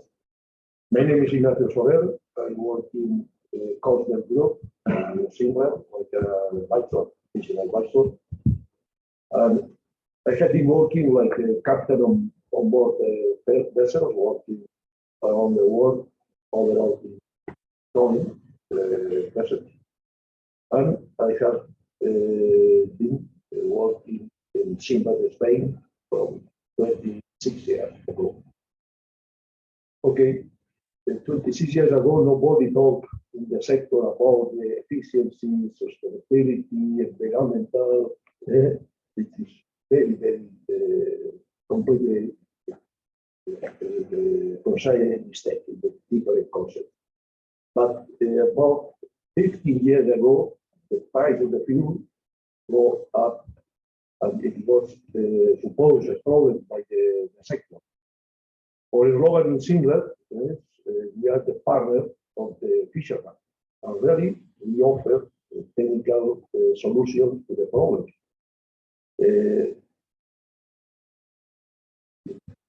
When we start to work with the flying doors, it was considered in the sector like a madness. But really, after these years, the development, this project, really the efficiency is real intelligence. And everything can be done in a different way, more efficiently, more sustainability, and more respectful with the environmental system.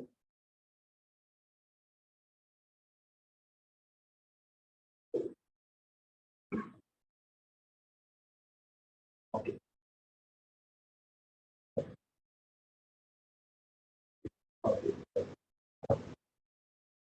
But traditional rope is composed by the walls, doors, combination ropes, pilots, net, and in very close contact with the bottom. It supposes a very cost in energy and environmental impact.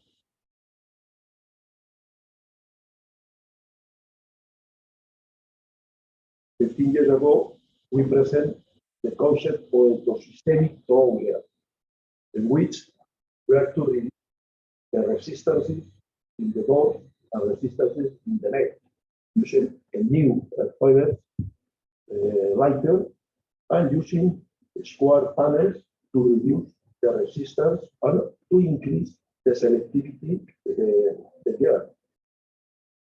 Take off the bottom, the doors, using instead a change. But for instance, if the vessel is using 1,000 kilograms in the front doors, we change the traditional doors only for 200 kilograms. Depends the weight of the chain, it depends on the troll speed.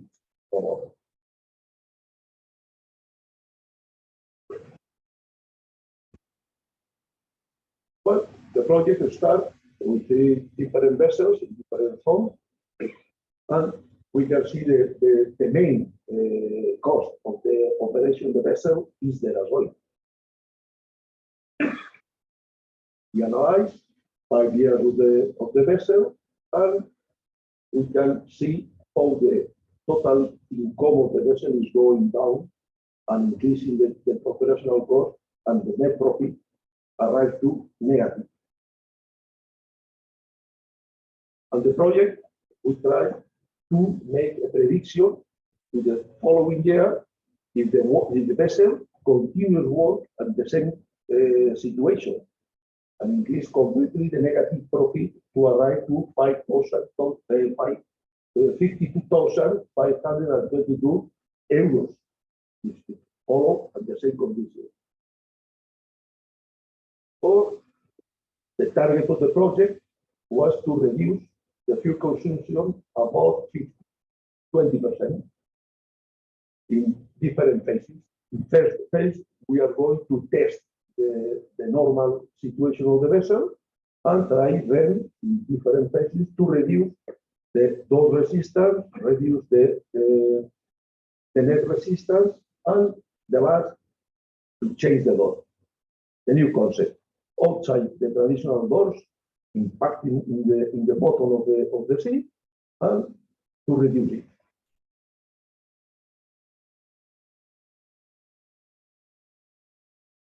Okay.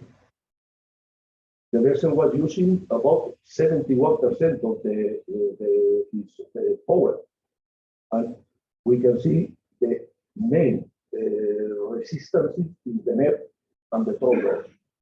This way, we are to focus the attention in the project to reduce this resistance.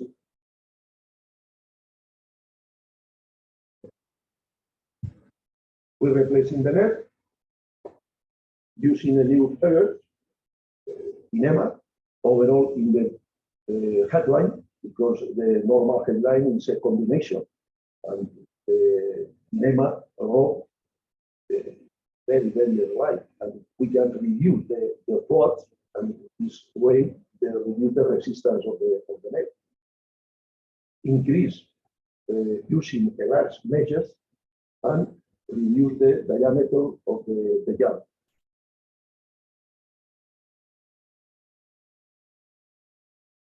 Only changing the net, we can reduce 24% the resistance of the net.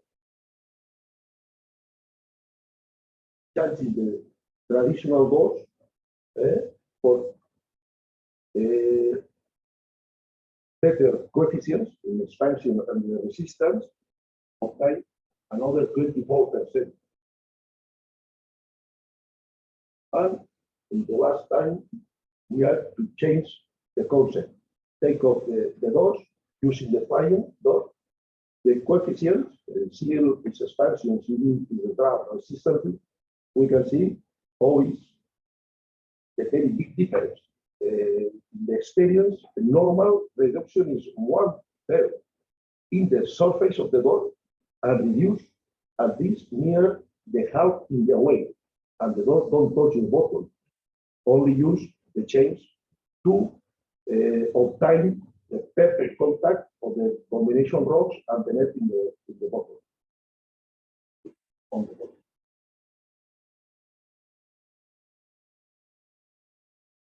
The efficiency was spectacular because we got to reduce about 64% in the loss, the resistance from the traditional to a flying loss.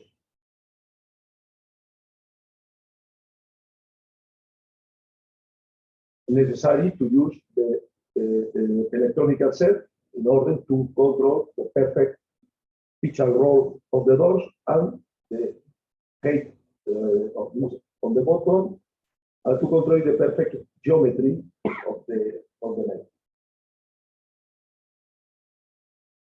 We can see the comparison between the resistances, and the final resistance was reduced about 28%.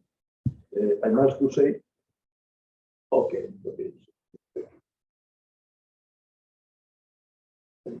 We can see how is reducing the resistance, reducing the fuel consumed, and to improve the economic result of the vessel.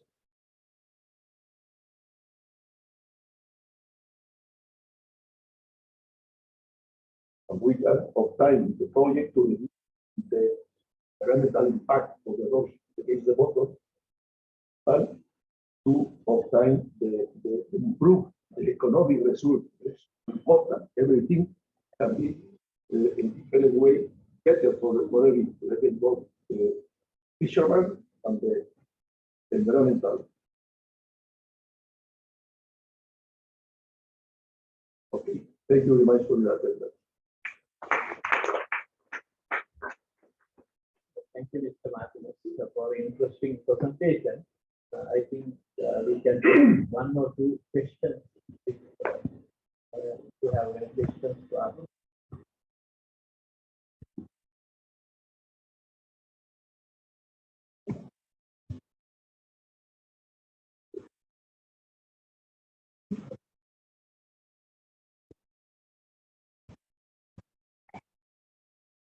Good morning, sir.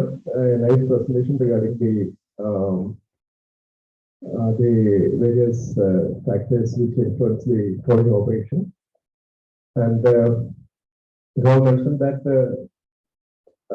during the tolling operation, maximum resistance is from the control panel, and then comes to outboards. So you have mentioned that the knotless setting are used as a control panel. But since there is no knots, it's that panel may be weak, and then in our system we are using, knotted netting panels. So you have mentioned that knotless nettings are used in the control. Yes. The panel of the net. Yeah. Yes, we use without use the panels knotted. But we have a problem. We have a problem because it's very difficult to make. Only to use the knowledge panel in the square panel for selectivity to increase the safety, and in the core, not in the body of the net. We need to use with net knot, but reduce the diameter and increase the size of the mains. Only with this is possible to reduce the resistance of the net a lot. Normal, the fisherman use a polyethylene because it's very, very cheap. But the problem with polyethylene is cheap, but you need to increase the diameter or offer a sufficient resistance in the wall.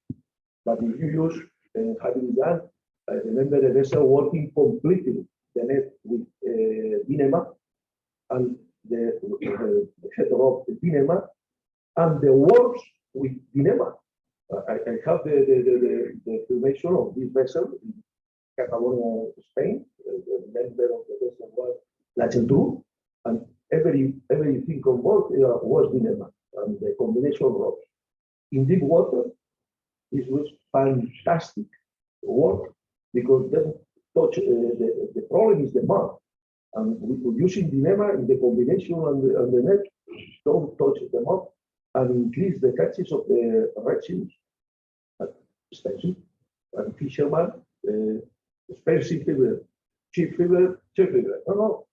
After 2, 3, 5 months, it's not cheaper the polyethylene, more expensive because you spend a lot of energy in the field to throw the net.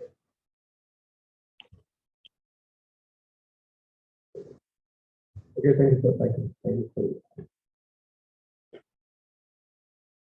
Okay, thank you.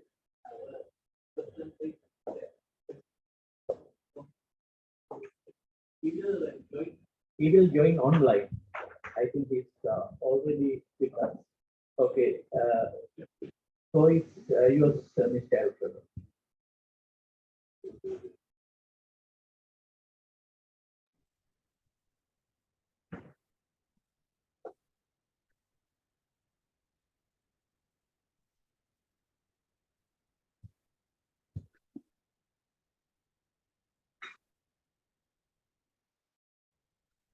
Am I up? Can you hear me? Yes, we can hear you. Great, thank you. Let me set this up.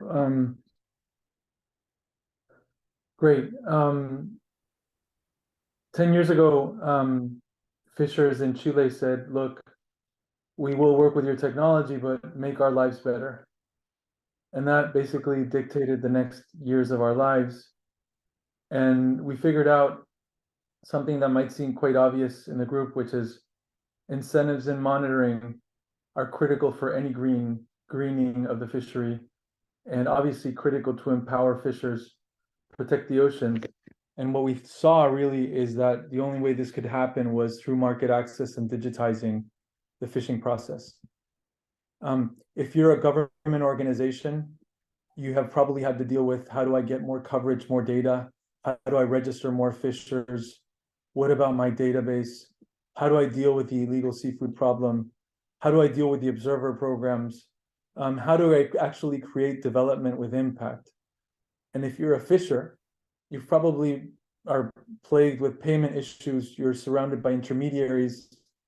You don't have a certification really nationally that could help you, gain some recognition. You're sometimes, and most of the time, getting ripped off by the market.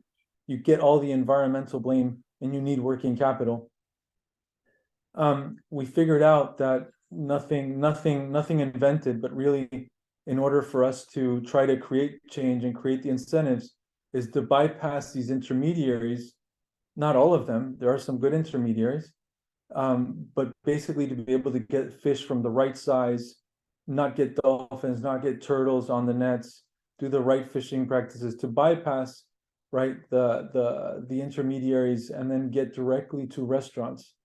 And what we figured out is that the way we would solve this was not really so fisher focused, but it was more restaurant focused, understanding the weekly demand of product and the logistics behind it, and then work backwards to the fisher to work on their logistics and commercialization, combined with legality and all of the sustainability criteria.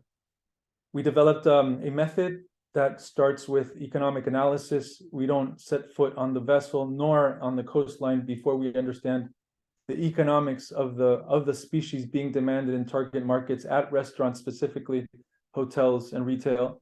You have to understand the costs, the variability of the species that are actually demanded. Many times you are stuck with fisheries that don't have relevant species for the supply chain.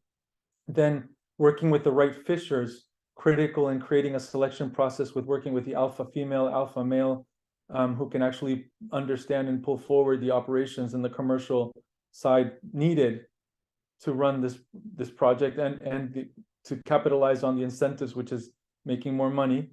Then working on supply and demand, which is a difficult thing, requires a lot of Excel, a lot of IT to understand, how to calculate when to supply and how to supply. And then finally, the technology. But given the incentives, the market incentives are pulled through the technology in the end, and the greening and anything you want to add into this. Just to discuss some of the technology, mobile apps have gone a long way, but the ways, that governments actually apply this for fishery management is critical. You also have the actual evidence that you need on the ocean. And, here you have electronic monitoring technology, which is camera-based, which has gone down in cost tremendously. It's even now on very low, so it's smartphones, but already old phones that can allow for additional evidence you need for the actual real monitoring on board. And then market applications that basically let the restaurant know, or the buyer, that, hey, the fish is coming out, which ties this in all together. The technologies we've been able to work in different areas around the world, and the incentives have been very varied. Just as a parenthesis to mention, very relevant issues going back to government. Mexico was threatened with a trade embargo from the United States because of overfishing of turtles. The technology allowed Mexico to get out of the trade embargo. Thousands of fishers would have been affected. Ecuador just got a yellow card from the European community because of IUU and management issues. This is repeating itself around the world. Countries need sovereignty with their data, and it's interesting that, though industrialists can pay for their systems and show that they're doing the right thing, the rest of the fishing population is sort of left at the mercy of international markets to, whether their fisheries are going to get closed or not. To give you some examples, in Peru, with the work, in 6 months, we were able to generate over $100,000 in cash for 3 fishing communities. Just some cases, this fisher in a couple of months made $2,000 extra dollars. Martin, another 1,000. This is in soles from Peru, their national currency. Marcelino made close to 3,000. All of the technological information gets sent to the restaurant. The restaurant gets differentiated through this, so they show their clients where the fish is coming from, and the actual fisher's proud because the video that looks like a big brother is actually used as a marketing mechanism to the actual restaurant. To go quicker, I don't mean to delay much time here. These are people, generationally much older. They're dealing with the technology. It's going to 5-star restaurants, and it's also going to local restaurants, and they're not paying price premiums in the supply chain. So this can compete against illegal seafood, which is flooding the market at low prices. So it's not that this is some sort of elite initiative, but it actually can compete at the same price levels. I don't want to give you belabor too much on this, but also in Ecuador, we did the same thing. It's still in more of a pilot process, over $20,000. Then the same cases, interesting, family, his son's father and daughter, in the Galapagos to Quito, all sorts of different species. Alipio Barbosa, 70 years old, made over $4,000 in the north of Esmeraldas, and so on and so forth. Here you can see Dingler using camera and using technology as part of his day-to-day work as he gets the fish and sells it. And then in Chile, we proved that this is financially sustainable, because you can't do things that have grants and that are financed by never-ending grants that's just not going to work. And so this comes to a point where it transitions into a complete for-profit initiative, not only for us, but could be other supply chain players who can pick up all the work done with the fishers that are already commercially capable at a higher level and can actually, participate and become more autonomous and sovereign in their operations and their commercial initiatives. This is where there's a huge opportunity with FAO. I think fish for ACP is completely on mark. It's basically the same philosophy, where you can generate and we can work together in creating the local market incentives together with monitoring and government data initiatives, which creates, we think there's an opportunity to create standards, and there's Calypso, there's different applications that FAO is piloting, and they think that there is a very good opportunity to close the complete circle with this, the opportunity of creating standards and actually doing fisheries segmentation to be able to apply the formula very clearly on a national level in any country, not only in Latin America, Africa, Asia.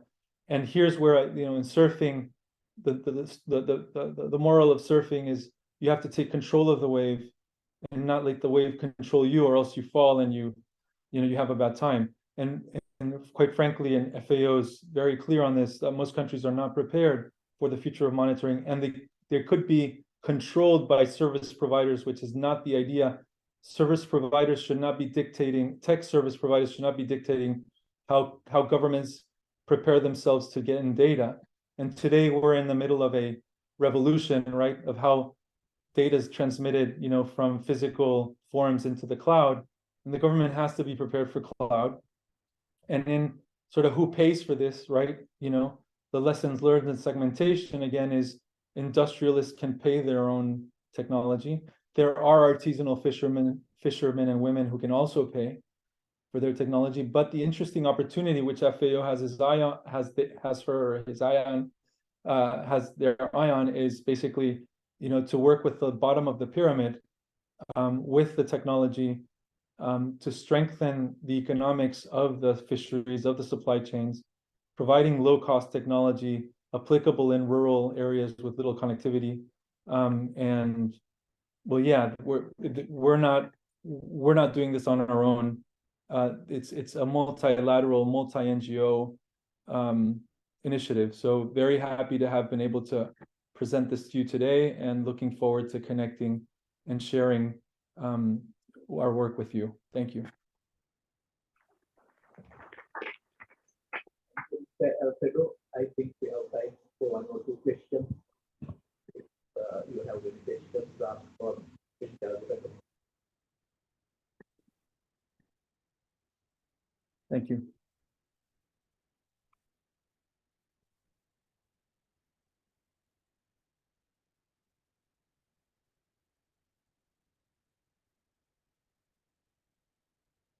There are no questions. Everything is very clear. So, shall we move to the next presentation? Yes, actually, Mr. Alfredo, we request you to kindly stay with us for the discussion, because we have allocated 15 minutes for the discussion after the presentation. Thank you. Thank you very much. So our next presentation is Xavier Lawrence, CEO of Odaku Online Services India. So it's yours, Mr. Lawrence.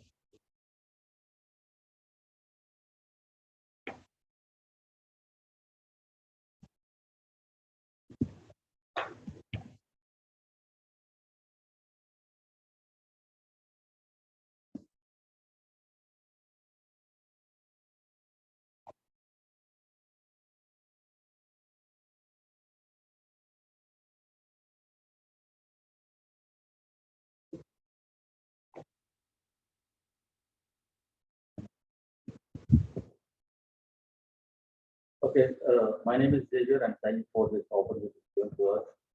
So I come from a technical background, in the sense like I have worked for 18 years in IT sector, and my family background goes to fisherman community. We own 3 trawlers in Kerala that we operate from Kanyakumari to Colombo.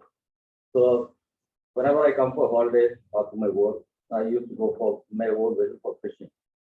We used to go for like 200 nautical mile or 300 nautical miles, say for 7 days, because Kanyakumari is not known for deep sea fishing. So that's where I in 2012 and 13 when I was traveling, a lot with my boat, I realized a lot of problems and also realized that we need technology to solve our problem because the industry needs something else. But as a fisherman, our need was completely different. So we started to solve the problem which we faced. So that was the So when I started it, like the first priority that we kept was safety for the fisherman, because we see a lot of accidents happening in place, and there is a lot of people cross international border, and there is a lot of accidents that happen to the boat. The engine gets burned and everything. So that was the first priority that we wanted to solve. So when safety means we have our own problems, like boat safety is a big concern. So that was first priority. And the second priority that we kept was like sustainability and traceability, which once I started to understand this industry, apart from the fisherman community, I realized there was a need for data. And getting this data from the fisherman community was a major challenge for any scientist or any organization. So we set up ourselves that we have to bring data which may be useful for the scientific study. And traceability was something that there was a lot of talk about it. So we felt that for us as a fisherman, if we really want to increase our income, we have to come online. If not, the middlemen are going to get exploited. So we decided that a technology, very simple technology that helps us to be online, connected. And as a fisherman, right, we don't want to have a lot of gadgets. So when we go for fishing, we have vessel mounted system, AIS, and then echo sounder, GPS. Then I have to look at the engine pressure, all things. So Indian fishermen don't want to use so many apps and so many gadgets. So we want a simple solution that is more effective and solves our problem.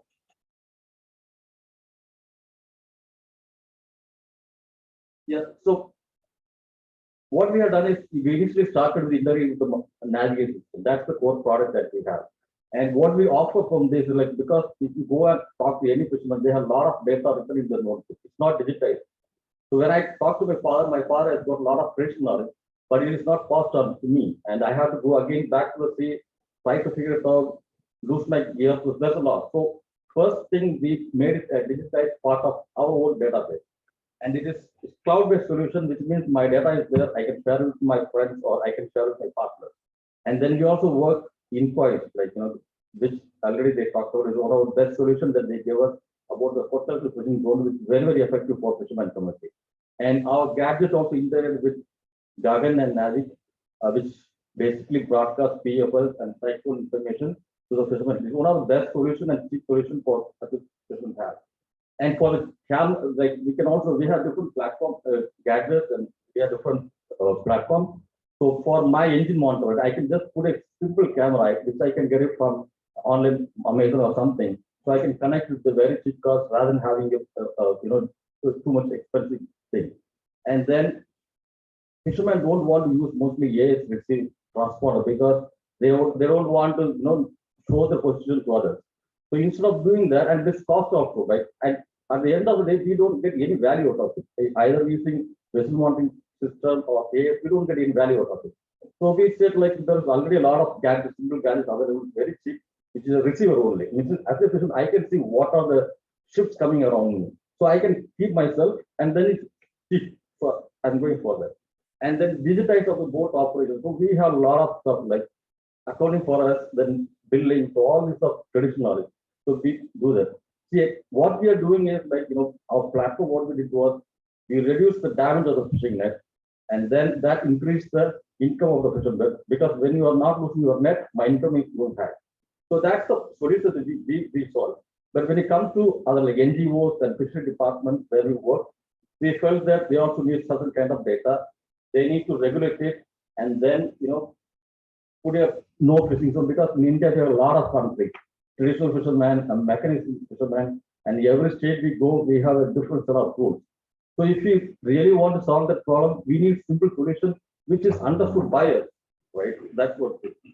And with one single system, we are also looking at what you call connecting this data with the seafood traceability, which is we can do that. So what we have is a simple gadget. It's a gadget which is been built with Gagan and Navic. And then this gadget can be connected with any smartphone or tablet or big screen that you can connect, right? And then what the impact that we are creating is like, first of all, like safety at my seat, my life, and then of course we also aware of sustainability, but we don't know how to bring that into play. And then we have employed a lot of youth employment. The sense, as I said, like my father has knowledge, but I don't have the knowledge. So if this data is digitized and passed on to the younger generation, they become a better businessman. So we have seen that many young people have become a true investors. So that's the impact that we have. And then, of course, when I'm connected with the cloud, obviously I can sell my cash. That's my whole idea. And then when I do that, of course, the supply chain includes a lot of illegal activities. Your people is not really safe. And this one can give a better insight to the customers of the food from where it's coming from. So this is our process. We have around 3,000 fishermen using it. And in Kanyakumari, Fishery Department has mandated the 350 vessels to use as a vessel tracking system because they have a lot of problems in the zoning, like traditional fishermen and all the tools. It was made. And the success of that, we run the program for 4 years. The success is because fishermen have to come as a community and accept the solution. I think that's where the the insight is there. So we have to understand fishermen's needs and then you build the product. So that's good. And we also help some of the the building a port. We are also helping in the bath water addiction and everything. Our product is there. So this is all some of the pictures that I have. Like the first one is the follow that they usually get tablet. Most of the persons use tablet. And then we have traditional fishermen. So our solution is suited for all the needs, not just one particular group, but everybody. So traditional fishermen, they can use his smartphone, then he can carry his gadget. Then we have big trawler where we have got 21 touch motors, which can have camera and AS, or all things can come connected in the one platform. So for a fisherman, like they don't know how to use mouse and all. So touch means like it's very easy to use and operate. So that creates a lot of value for them. So this is one of the interface. Probably you might look at the colors, right? So every fisherman got known as like fishing ground. So I know this ground is known for straight, or this ground is known for octopus. So all these colors, they have got different meaning. So we have a lot of tools which we call them the traditional knowledge, or there is knowledge inbuilt. So we have this interface for fishermen. So it's more specific to that. And this is, we call them a sketch log. We tell them like what kind of net I use and what kind of fish I caught, then what all the details we recorded. Then we have all the speed shot where I can analyze where my net might damage. Then I can mark it. Then I can see which speed I went. I can replay all the things I can do.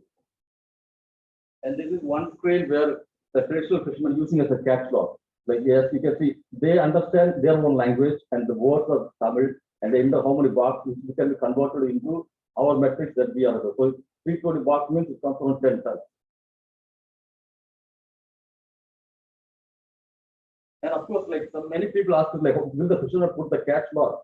And they will put it. The reason we are in this screen, like we have putting of color, which means like there's a knowledge like new moon, full moon, we get a lot of fish. So when I put that mark there, I show the analytics there, then I know that last year I got this much quantity, so I take it. So I'll always try to put the regular data. Then the other part is like how much distance you travel that helps you for engine monitoring. So this is like an AI solution that we provided, but I don't have time, but I can explain it. So it will tell you like, if within one article there's a fish, you can set alarm and everything, that will alert the fisherman.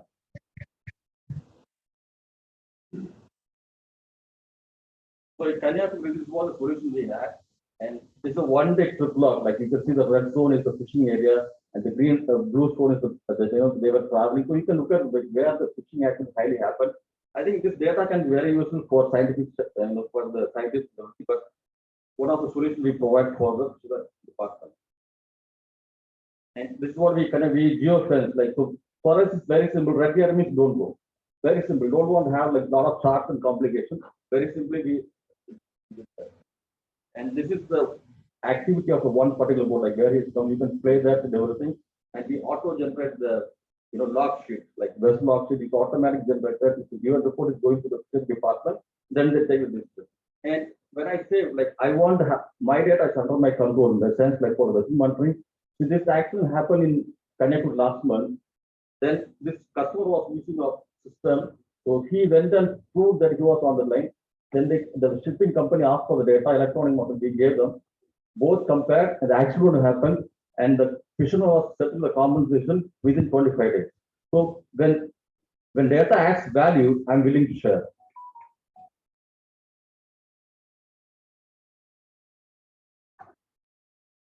And this also pilot we try like seafood where you can have a QR code, but we are in the file. Some people are showing, fishermen are showing interest. So this is a shop that we set up. We're trying our best to bring that.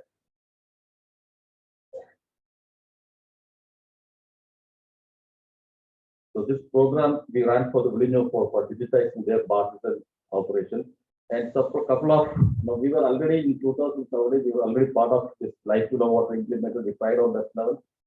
And this is the award that we got from India in Delhi. And a couple of media also covered us for the work that we have done in this industry, because we are the only company work for Fisheries Department. Thank you.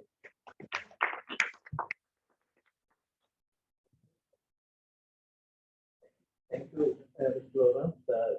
We can allow one or two questions, otherwise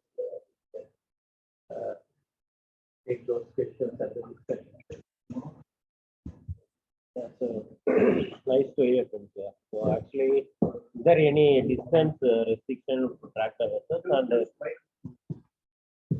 is there any distance restrictions to tractor vessel? One thing, and is there any possibility of communication between the tracking vessels and the? I think like there is, we can track anywhere because the device works very global. But communication in India, we have restriction like two-way communication is not allowed by private players to do that due to safety, so we don't do. Okay, just transforming that emergency cyclone forming is there. No? I can receive the message to Gaga. That we have, which we work with point with one-way communication. But it depends to the government. It comes to the government. So no distance restriction. No distance. No, it will work in there. Okay.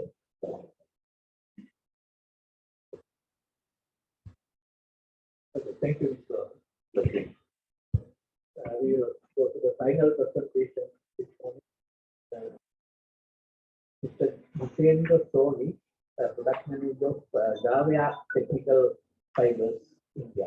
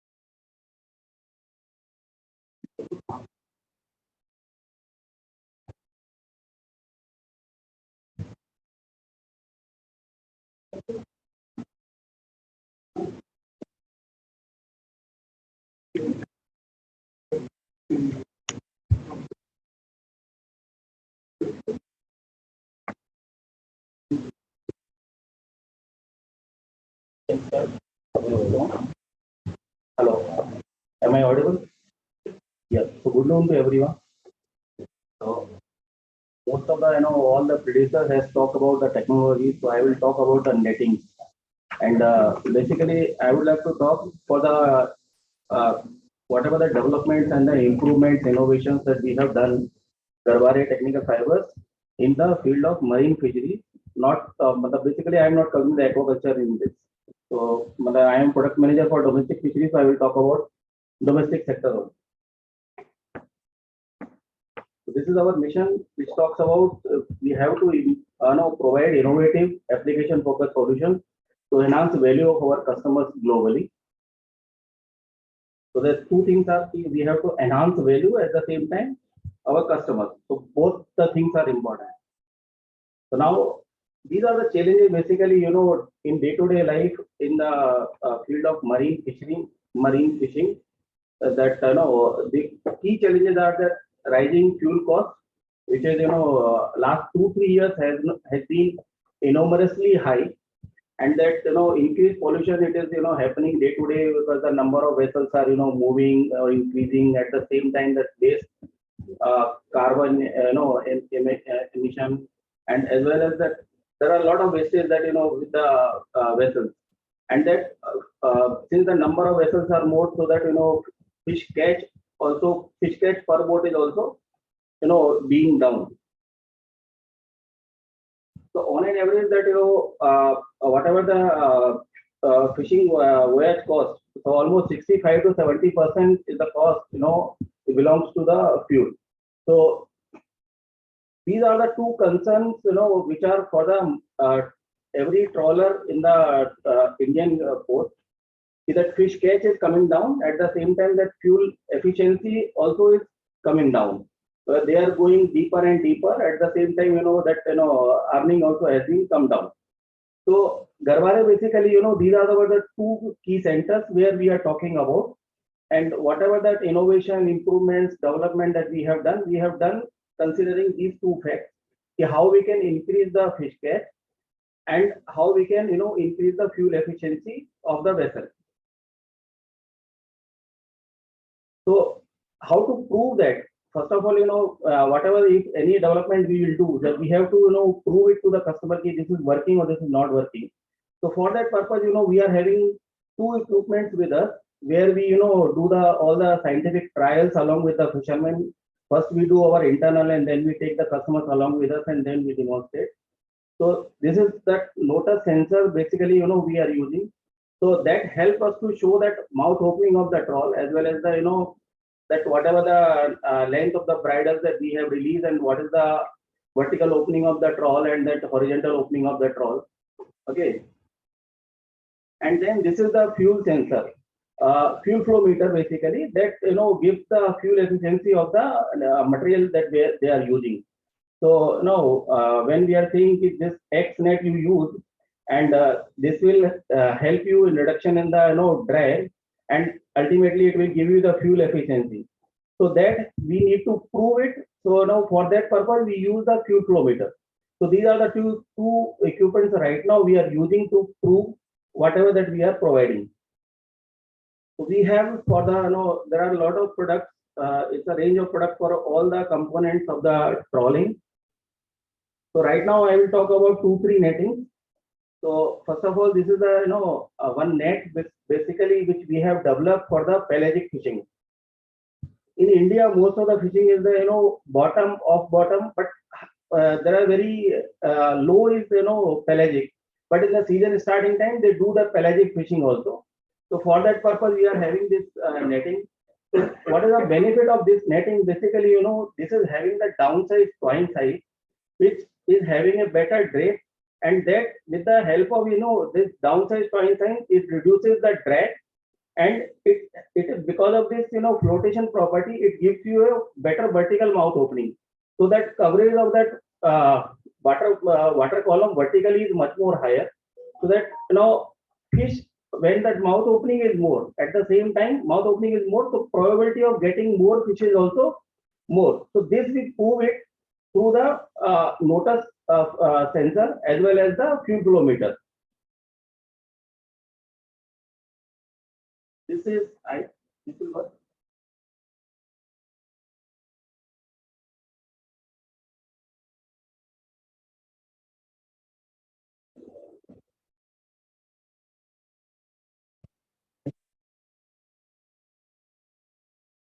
So this is whenever we are saying okay, it is working or it's not working.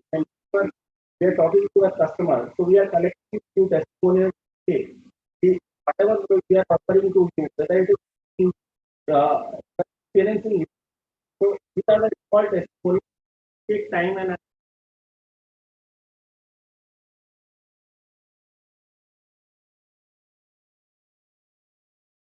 so that's the first one which I told you for the SNG, which has to be used for the pelagic fishing, and at the same time I missed one thing. It is for pelagic fishing, but it is mainly for the mouth portion of the trawl, mouth and wing portion of the trawl, not for the entire trawl. Now that one more application, which is very common across India, is the bottom trawling fishing. So bottom trawling fishing, what happens? The maximum damage happens in the bottom trawling because you don't know, it is not a smooth bottom, and there are a lot of obstacles. So for that purpose, we have developed that, it's a called bottom trawling nets only. So it's called as a BTR nets. So what we have done here is we have improved the abrasion resistance as well as the twist level. So with these two changes, the changes in the twist level and the improved abrasion resistance, so it leads to the lesser wear and tear. At the same time, with that reduced point twist level, it sits well. So that basically it improves the horizontal mouth opening of the trawl. And when it doesn't tear while fishing, so the chances of escape of the fishes are also less. So it improves the overall fish catch for the particular fishing. Now on the similar ground which we have done for the downsizing effect for the SNG which I told you.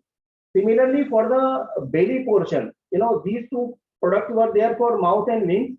Now this is the runner, basically, it is for the belly portion of the trawl. Now belly portion of the trawl is the most important part of the trawl, considering because whenever the water passes through mouth and wings very smoothly, but through the wings it stuck because your catch is there at the end to the cord end. So here, if you will reduce the twine size, your drag will come down as well as water will pass through easily. At the same time, whatever the small juveniles and fishes which will go inside the trawl, they can pass it through the belly portion before going to the cord end. So this also improves the overall mouth opening of the trawl when the water passes through the belly portion also. So this is the last, basically, end-to-end solution, which is ready.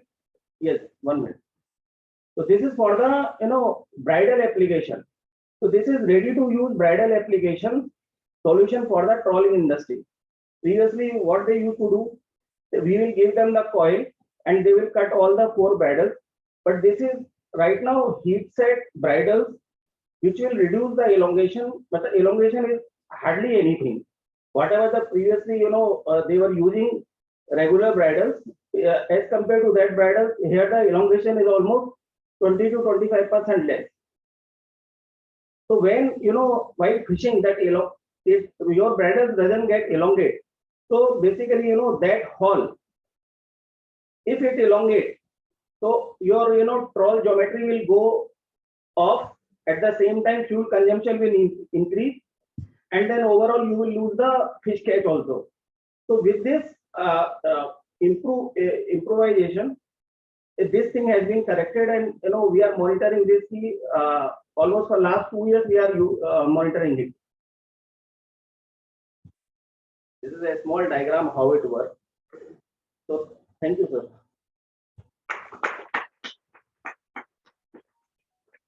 Thank you, Mr. Tony. Yes. If you have any questions, we can take up. Otherwise, now their time allocated and so.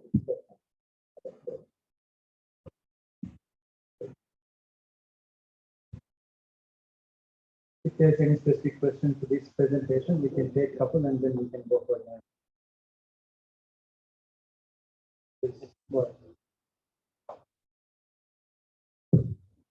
Thank you, Mr. Tony. Thanks. Actually, I have a very silly question for you. You said that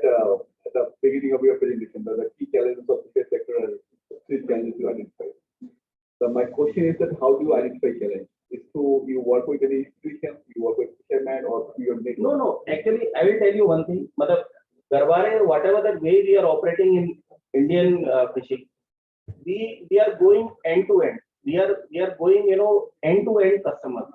We are not dealing with the distributors or something like that.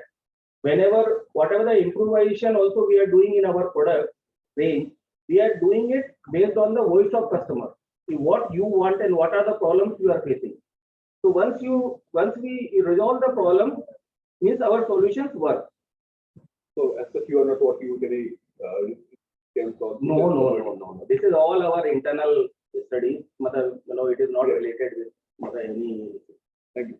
But we keep meeting with CIFT, CMFRI, all definitely.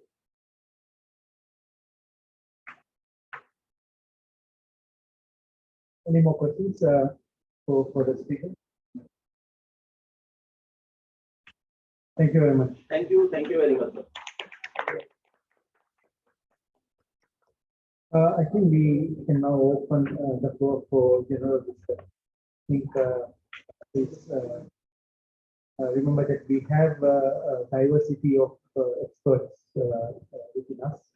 The first few presentations, Commodore is here with us to talk about the maritime, the global context of green fisheries, greenhouse gas emissions, and how to reduce. And we have heard from the industry a lot of innovative technologies, basically efficiencies in fisheries that ultimately results into energy efficiency and more green.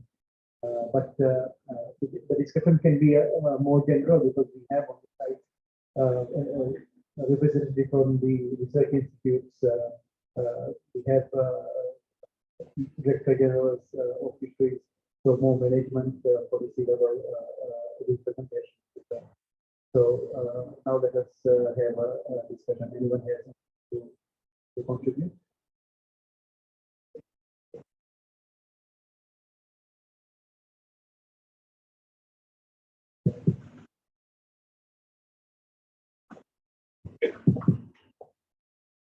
Thank you to the delegates, thank you to the diet. Myself, A.K. Chaudhary, Director SIPNET, Consultant of Fisheries, Nautical Engineering Training. I have heard very essentially towards various deliberations. As per the today's main focus, that could be the greening the fishery sector. And in the first presentation, our Commodore sir had actually given a very futuristic idea with regard to how this greening of the fishery sector can be addressed to. But in the larger context with regard to the Indian fisheries concern, when you talk about the greening of the fishery sector of the Indian context, I have certain concerns. First of all, the so-called the fishing assets are so disorganized or unorganized sectors. We do not have the data with regard to the pollution monitoring. We do not have any data with regard to the managing effective or efficient way of running. We do not have any such data that the authority concerned monitor the vessel operation. Well, actually, I was going through the Norway, our expert. It was so nice to hear that before the vessel goes for sailing, the Norway Coast Guard used to take the stock of the so-called fishing gear.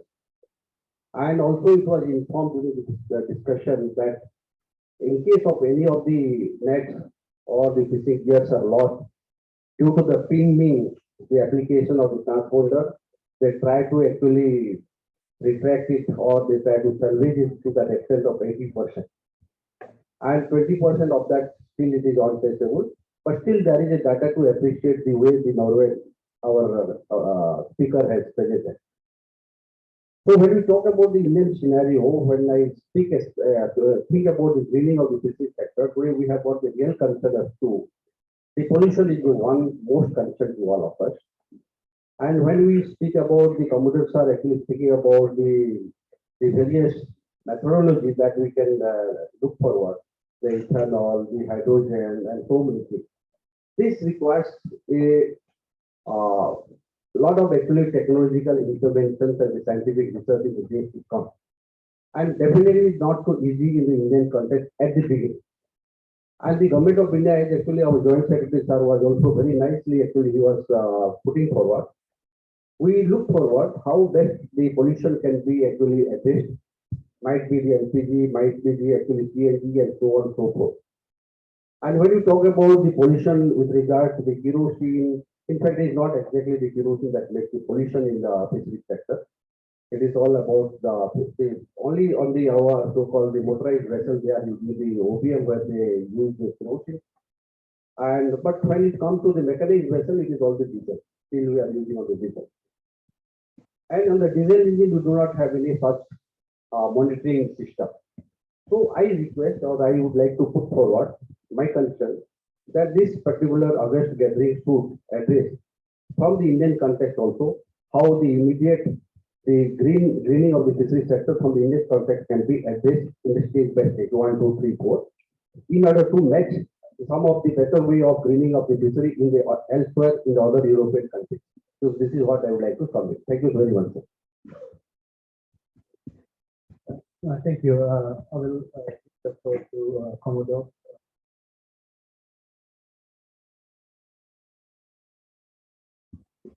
Thank you.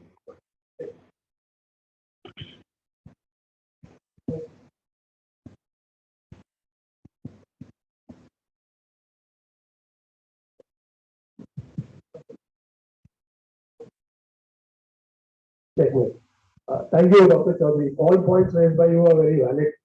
But if you, I will just take you back to the presentation and highlight a few of those points that I pointed out.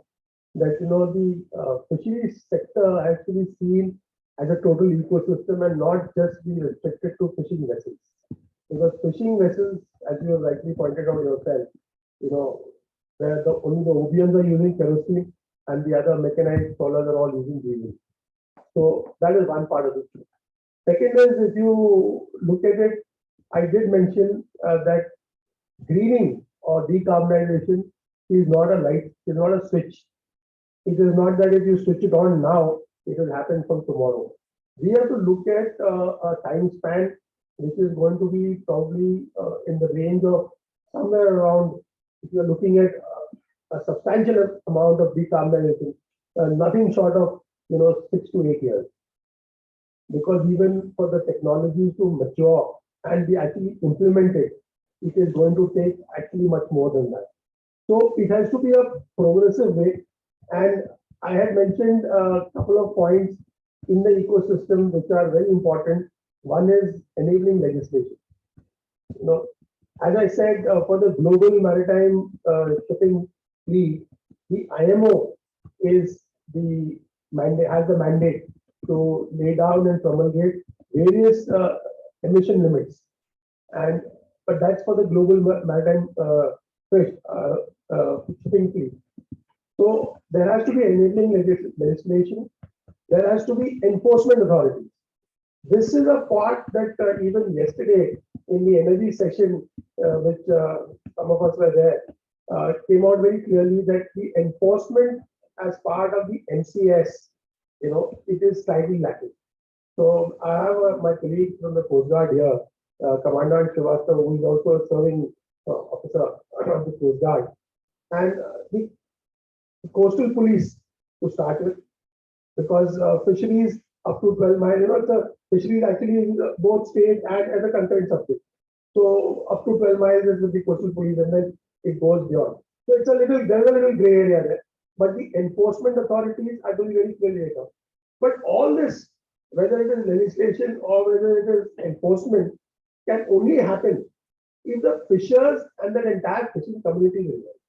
And to get them involved, the community interaction programs. Another thing that I have that was why we can discuss all this in English.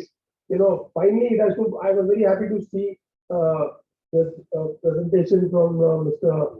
I was very happy to see that, it was all in the vernacular.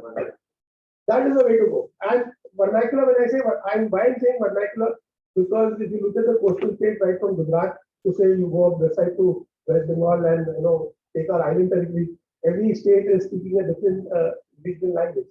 So therefore, it has to be very region specific so that the people there feel part of it. Unless we get the fishermen involved, unless we get the local community involved, good sounding legislation, good sounding discussions, they have their own effect.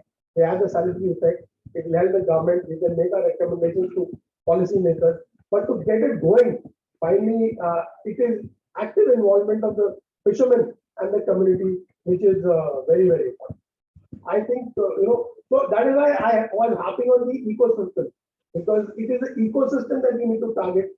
Just targeting one component will hardly yield the desired result.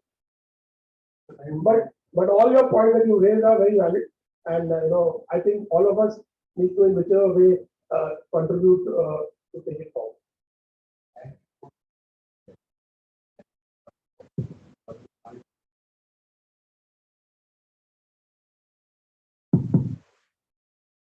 Sir, exactly, you told the things broadly to the point, but to be very generic and to be very specific, let me say, of course, you also said that greening is all we are addressing about the decarbonization. And I'm sure many of us, many of the delegates would like to appreciate, or they should appreciate. When you say about this decarbonization, we really need to understand why decarbonization is. Is it the actual proper quality of the fuel that we use? Are you using only simple HSD? Are you really using the LSHSD? Are you using HFHSD? What is the actually a fuel that is supposed to become on engine? Number one. Number two, when we need to address the decarbonization is the process of doing the maintenance. That is the top overhauling of the engine, right?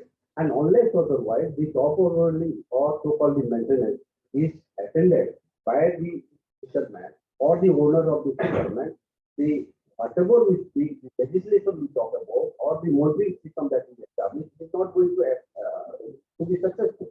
So what is very, very much important is that the person those who are working, the fishermen those who are working on board the vessel, they also should appreciate the need of actually decarbonization.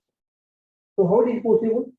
How much actually the fishermen appreciate actually the stopping of the engine for about 1 week or 10 days and then actually do the engine maintenance? So there are larger questions in this regard. And I really feel from the perspective being actually director of the Central Institute of Fisheries Nautical Industry, in our country, we must address all the fishermen need to be given the proper training program as to how to manage, how to maintain their not only the engine but overall this aspect, in order to address the greening of the fishery industry. And that is really lagging. No state government has got any of the so-called the rule position today to establish that STCW Act kind of thing supposed to be there with us. I have told before also, because unless organized we are trained, we will not be able to appreciate the regulation part. The moment we are learned, the moment we know the importance of that, definitely the regulation part automatically also will be followed and compliant. So I wish in this particular our forum, the greening of fishing sector definitely should address with regard to also decarbonization, maintenance of the engine, the training of the fishermen, and these are the few things which are really required to be addressed. Thank you very much.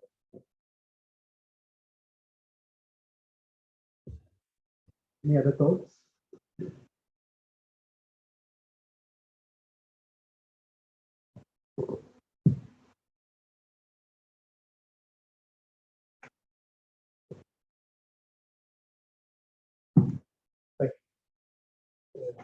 As I said, it will take many years to make progress, and it's to make giant steps, even though technology is available to make giant steps.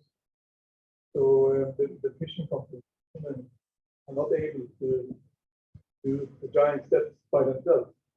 And in Europe and other countries, we see that incentives from the government giving grants for making this happen to support the giant steps is very necessary. Otherwise, it would take too long time.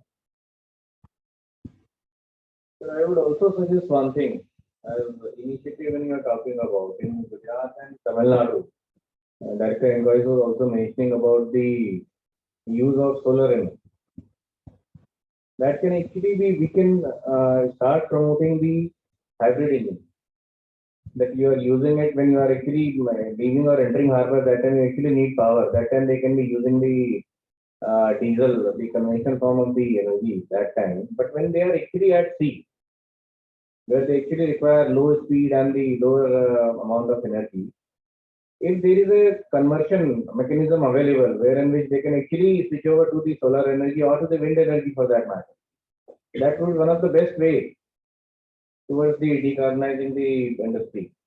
And second, when we talk about the ghost nets, as our friend from the Norway has specifically mentioned, in countries like the smaller countries like Norway, it is possible that everything is given to the Coast Guard.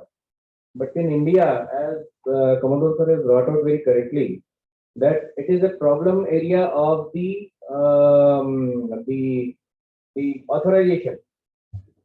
Though Coast Guard, when we talk about Coast Guard, yes, it is right from the high tide line to the 200 nautical miles, as far as enforcement of central acts are concerned. But when we talk about the state fisheries, and fisheries is a state subject in India, primarily, only other than the deep sea water fishing.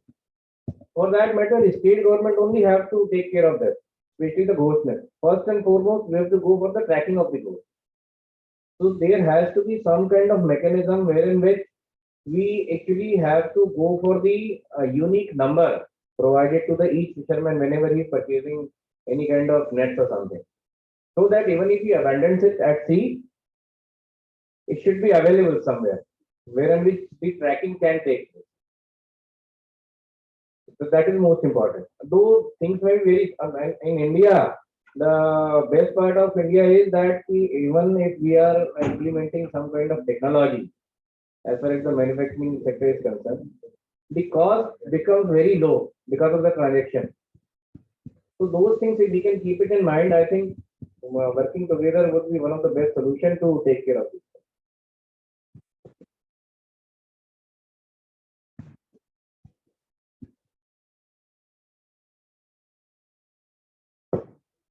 Do we have from anyone else who want to share their thoughts?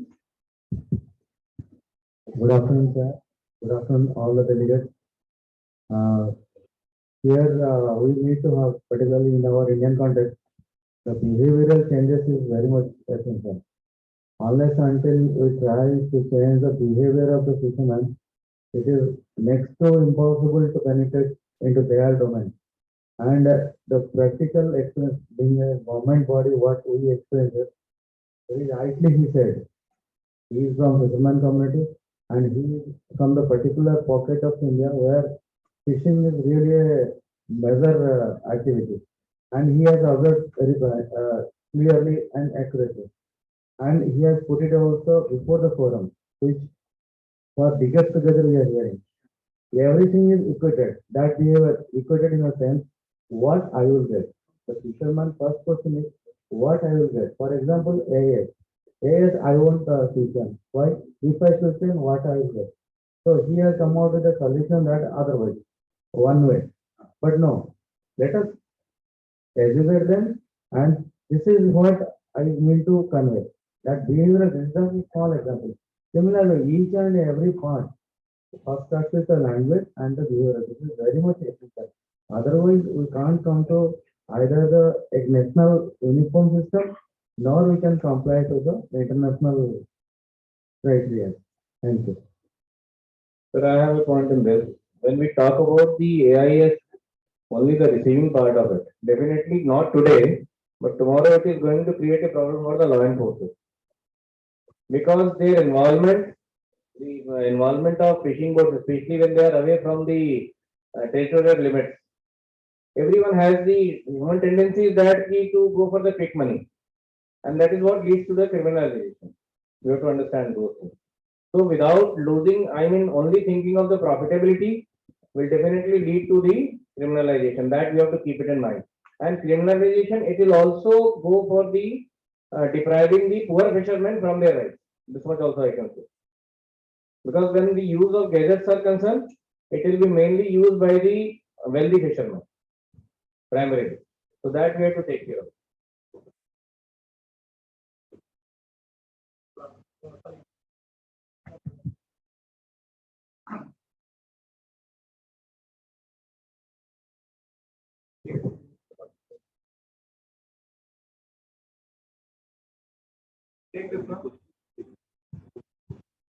So, like, we have covered a lot of areas, different types of fishing and everything. So there is a lot of mindset change in the fisherman community also. Like, we want to collaborate, but how do we collaborate, right? So a lot of things are discussed here and among there, but we don't have any clue about it. So if there's a collaboration way, for example, for Coast Guard, we are not, when we go to the sea, like we are always worried about Navy and Coast Guard because even then we are threat, like it's a different mindset, right?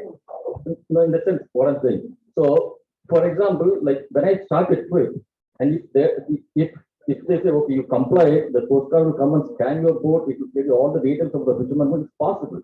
But the question is, who is going to take the lead? As a private sector, we can't do that. We can provide the technology, but who is going to take the lead? Because now we have got so much data in our system with fishermen. There's a two types of fishermen. One is like older fishermen who is worried, but the younger generation are coming up willing to share data or willing to be part of the system. They want to be there. And the other thing is, everybody says that we don't want to share the data. Okay, I can share my data, but what can I get it out? What incentive do I get? For example, I would say, okay, you share the data, if commercial, your subscription immediately release, then I will release to it. Right? So that kind of solution, or you share the data, you may get a loan. Or see, these are problems that we face. We don't get loan, right? But we are trying to work with few banks. What we have in the sea is just the navigation of the right? So if the data can be shared, where fishermen get a loan, they're willing to do it. And cash flow also is not something. I mean, so far in the last 5 days discussion, it was very impressive for me. The cash flow makes so huge value for the value community. But we have thousands of cash flow which is not, and the system maintain it. They don't want to share the position, but there's the data. We can segregate what kind of data can be shared, and definitely they don't want to share all the data, but we can work it out. That's my experience. Thank you. No, I can add on to that. Especially when we talk about how to go about it. So first is awareness. How to make the fishermen awareness, and the initiative taken by you is the vernacular, as I said. That would be twofold. What Coast Guard and Navy are doing, community testing program, mainly we are stressing upon the safety of fishermen. So when you go and sell your product, why not you can actually make them aware that this is the boundary line fence, when especially when you are talking about the border states like Tamil Nadu, Kerala and the Gujarat, or for that matter Bengal. You can actually teach them that these are the lines, and you can have some kind of permanent waypoint of thing in your system embedded, wherein which you draw the line, no fishing zone, as well as the our international maritime boundary line, and you make them aware that please do not cross this, do not create the security problem along with the making the profitability. Go for it. Government is with you in any case, and it will preserve you. It will save you. I can say like that. Chair. Just two things. We have a representative from FinTech with us. So I would like him to also share the experience from the FinTech, what they're doing to building the FinTech sector in the Southeast Asia. And just to contribute to the debate that's going on now, that's incentive part, we just completed a study on insurance of the fisheries sector. And one of the main problems in insuring fishing vessels, especially to get the claim back, is that it's quite difficult to ascertain that the fishing vessels actually get sunk or damaged. So what Odaku is doing, that type of solution can help us to link it up with the insurance industries and probably get that type of incentives. And that will be quite a positive incentive, not detrimental to the ecosystem. If you can please allow him to. Yeah, one more thing I want to add, right? Because I was so much impressed with the ghost gear fishing. Because we normally, whenever we get a lot of nets, then we come back to the sea, actually. But after this discussion, I felt that we can add a report system where fishermen can directly mark the location where they found the deposit. When they come to the report, they can share it to the appropriate business, because that becomes the data is very easy. Because I don't think the government has got the manpower to go and do all this survey. Not possible, but we have fishermen everywhere. So such a thing, simple thing, we can work it out and can help. And I can say, if you are saying that if you are teaching the fishermen to keep the AIS in the reception mode, you are actually playing around with their safety. Please understand. Because if they have their AIS in transmitting mode all the time, the job of the Coast Guard and Navy becomes easier in case of distress. That's what I am saying. That has to be kept. You have to teach fishermen that they should keep their AIS in transmitting mode. Thank you. I think we can go to CPEC if they have to add on any greening of the fisheries sector in the Southeast Asian sector, and then we can wrap up. First, let's take it here from the I am Visa from the Trading Department in Thailand. In many years ago, under funded from the Japanese fund, we have to do the project under this particular 15 technology attachment in Southeast Asia. Is many times we have to do the project for the fishermen for the about the climate change. For example, we have to HRD for the fishermen for the maintenance of the engine for the fishermen. We have to on-site training in the Southeast Asia, around 10 countries, and also we have to join the project with the FAO from the last 5 or 6 years ago for the energy audit project for the Thai trawler. That one is already have been done and complete in the last 5 or 6 years ago. Now, next in the future, SafeLink will to do the project for the climate change and responsible fishing technology attachment for in the Southeast Asia. By we have the consultant from Japan, expert from Japan. So this is the way to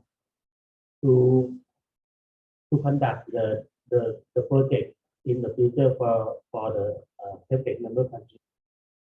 Thank you.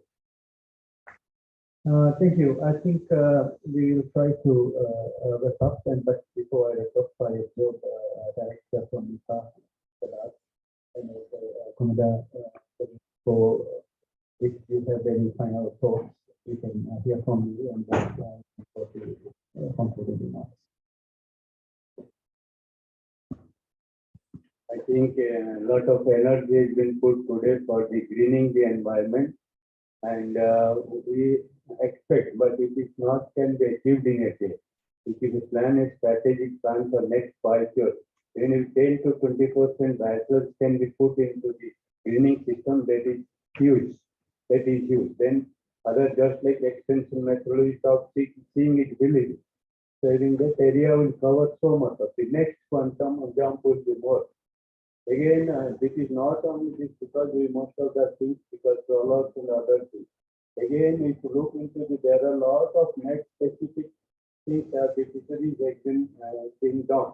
Accordingly, we can also diversion will be done in our diversification will be done in that angle so that we can also achieve in that type of things like gas selectivity and how much the efficiency can be addressed.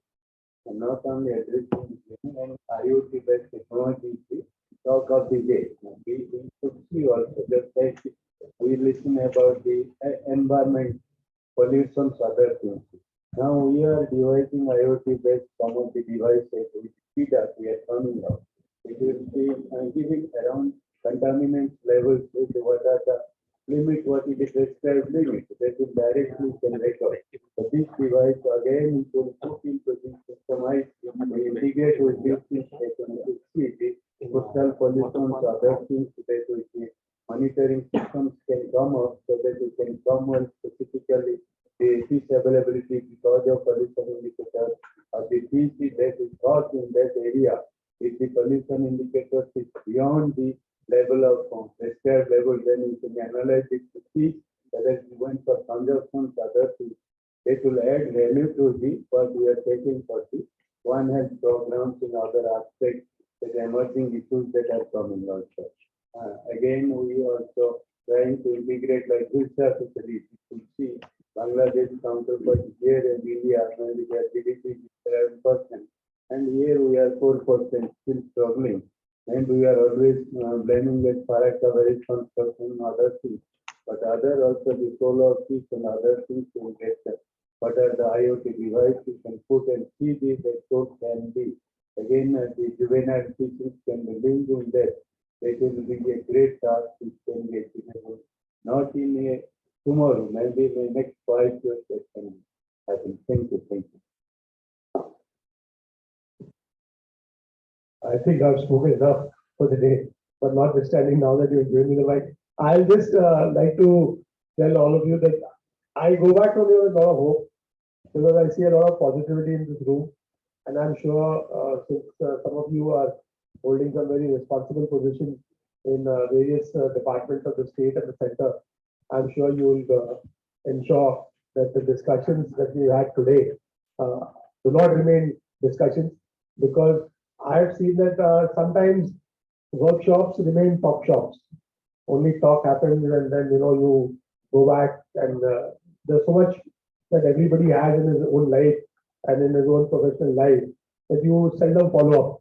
But the positivity and the that I see in this room, and I'm sure that all of us will go back and in our own ways try and put together whatever we think is the way ahead and contribute in the larger fashion. And insofar as there is a saying in the Navy and in the Coast Guard that the fishermen are the eyes and ears. It's very important because what you rightly said, the government can't be everywhere, and it's very difficult to police the maritime borders. It can only be done if the fishermen are with us, because they are the eyes and the ears. Because what they see and what they appreciate, if they tell, it is the best information that can ever come to the government. So I think it's a very valid point that you made there. Thank you, everyone, and I'll now hand it over to the chair. Try to sum up, but you can appreciate the diversity of discussions we have had. We have the topic was greening, but then we went into more efficient fishing gear, fishing types, into legalities, into fisher community behavior, kind of more emerging, more immediate issues when it comes to green fisheries, like pollution in the water, and all these we have covered today. So it's, I think I can sum up by saying that it's not easy. There is a huge disconnect between fisheries community, fisheries management, fisheries scientists, enforcement agencies, and that has been shown here on this small discussion with small number of people. I think there is more to be done in this area to be able to bring people together like these forums. And thank you, Dr. Krishnan, for providing such a platform here, as is in the FAO as well, and then the government. Because this is what we need more. Because we have speakers from the fisheries community speaking about very passionately what they have done, what needs to be done, what's their perspective. But then they fail to understand that there is a regulation where they have to share their assets. But they don't understand this. But the enforcement agencies here, the managers here, we know that this has to be done. And I think with the right attitude, if we go to the fishermen, they are willing to share. But there must be something for them in return, like the community, the representative said, because otherwise it's very difficult for them to participate in this kind of collaborative solutions. We hear from the developed world. I mean, our speaker from Norway just mentioned that incentives is good, but to collection of 140 euros, can this be afforded by the government of this region? No, it's not. It's not. We are talking about very organized fisheries where fully regulated, fully monitored, registered vessels. But here we have unknown emerging fishermen areas. We still don't know how to classify our fisheries: inland, wetland, coastal, and offshore going. I mean, in terms of the depth, I mean, 50 meters, 40 meters, 1,000 meters. We still don't know how to classify our fisheries. So we are at different stages in our fisheries development. But I think the key here to understand is that there is a time frame for this. To talk about legislation, it takes about 10 years for a legislation to come if we work very hard. But by then, will there be fish?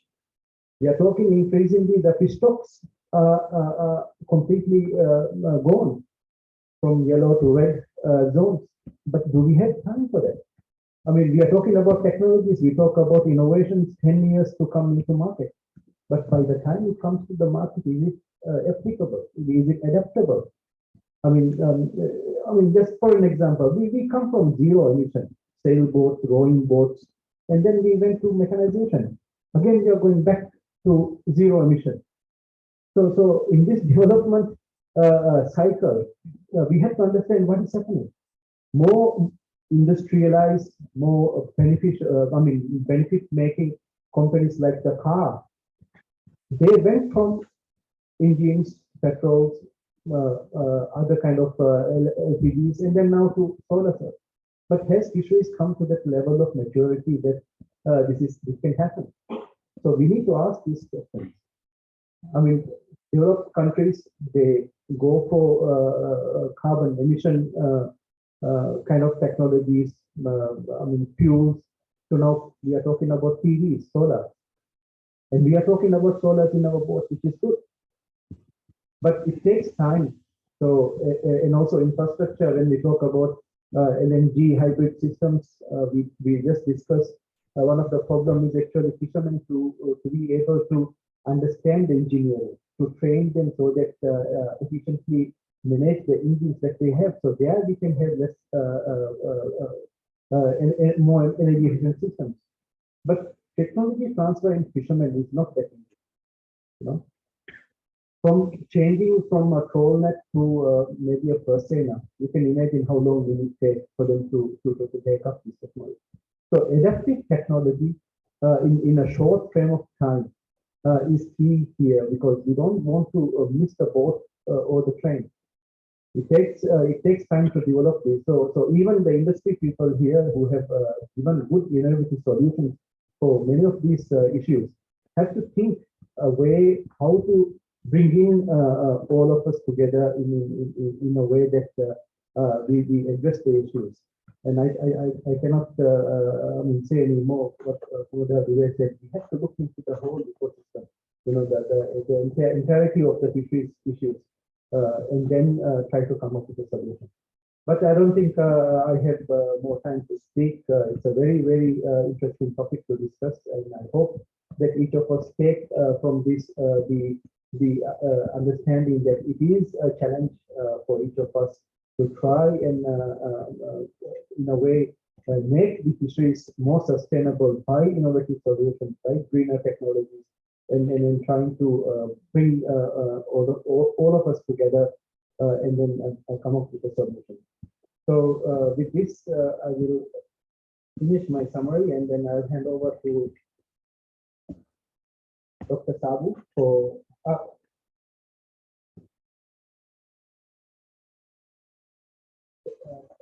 We agreed that I will do the summary and leave a word of thanks to Dr. Sabu, the Director for the Fisheries.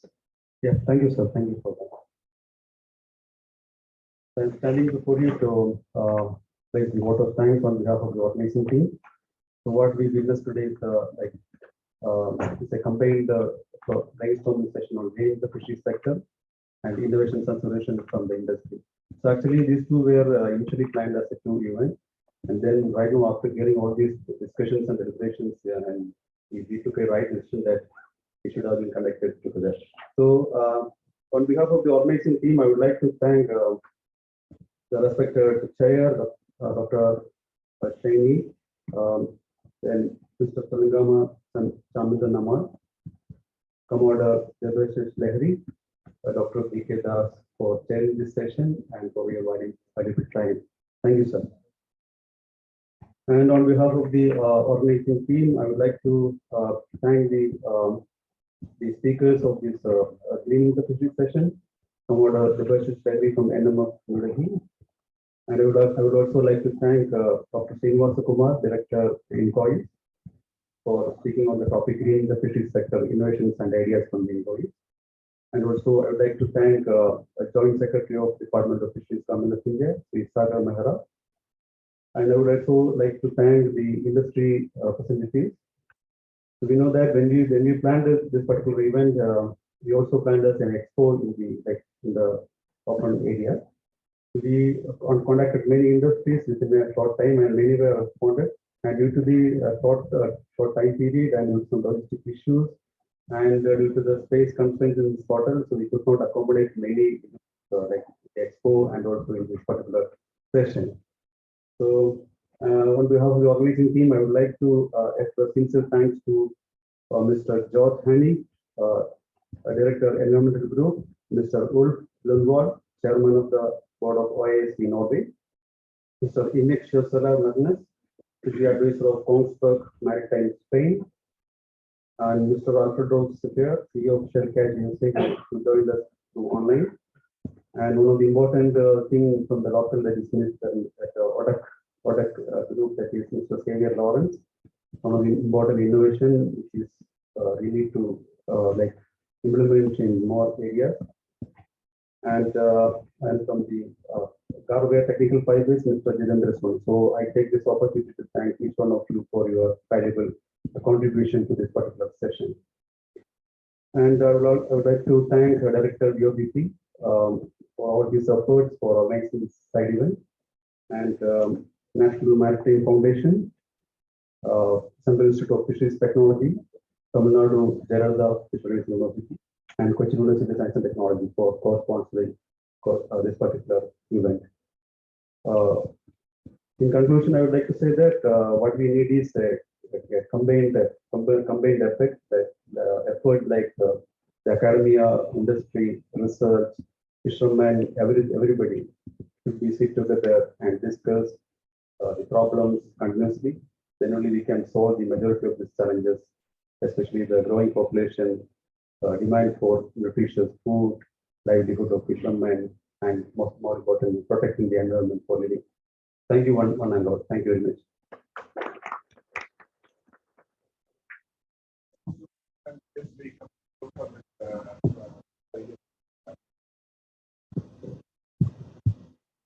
With this, we come to the close of the side event. Special thanks to the chair, like a couple of minutes ahead of time. So effectively conducting this. And a couple of announcements. Now we'll break for lunch. Lunch is the same place. For the first 4 days, we did not receive any cards, so I didn't don't be surprised. It is the same menu, same place, nothing special. We missed out in certain organizational things, so perhaps they just don't want to take any stand for the same. So otherwise, it's all same. So, and second, 2 o'clock, after the lunch break, we'll be having the session there, and we have a closing session, the validation session starting at 3 o'clock.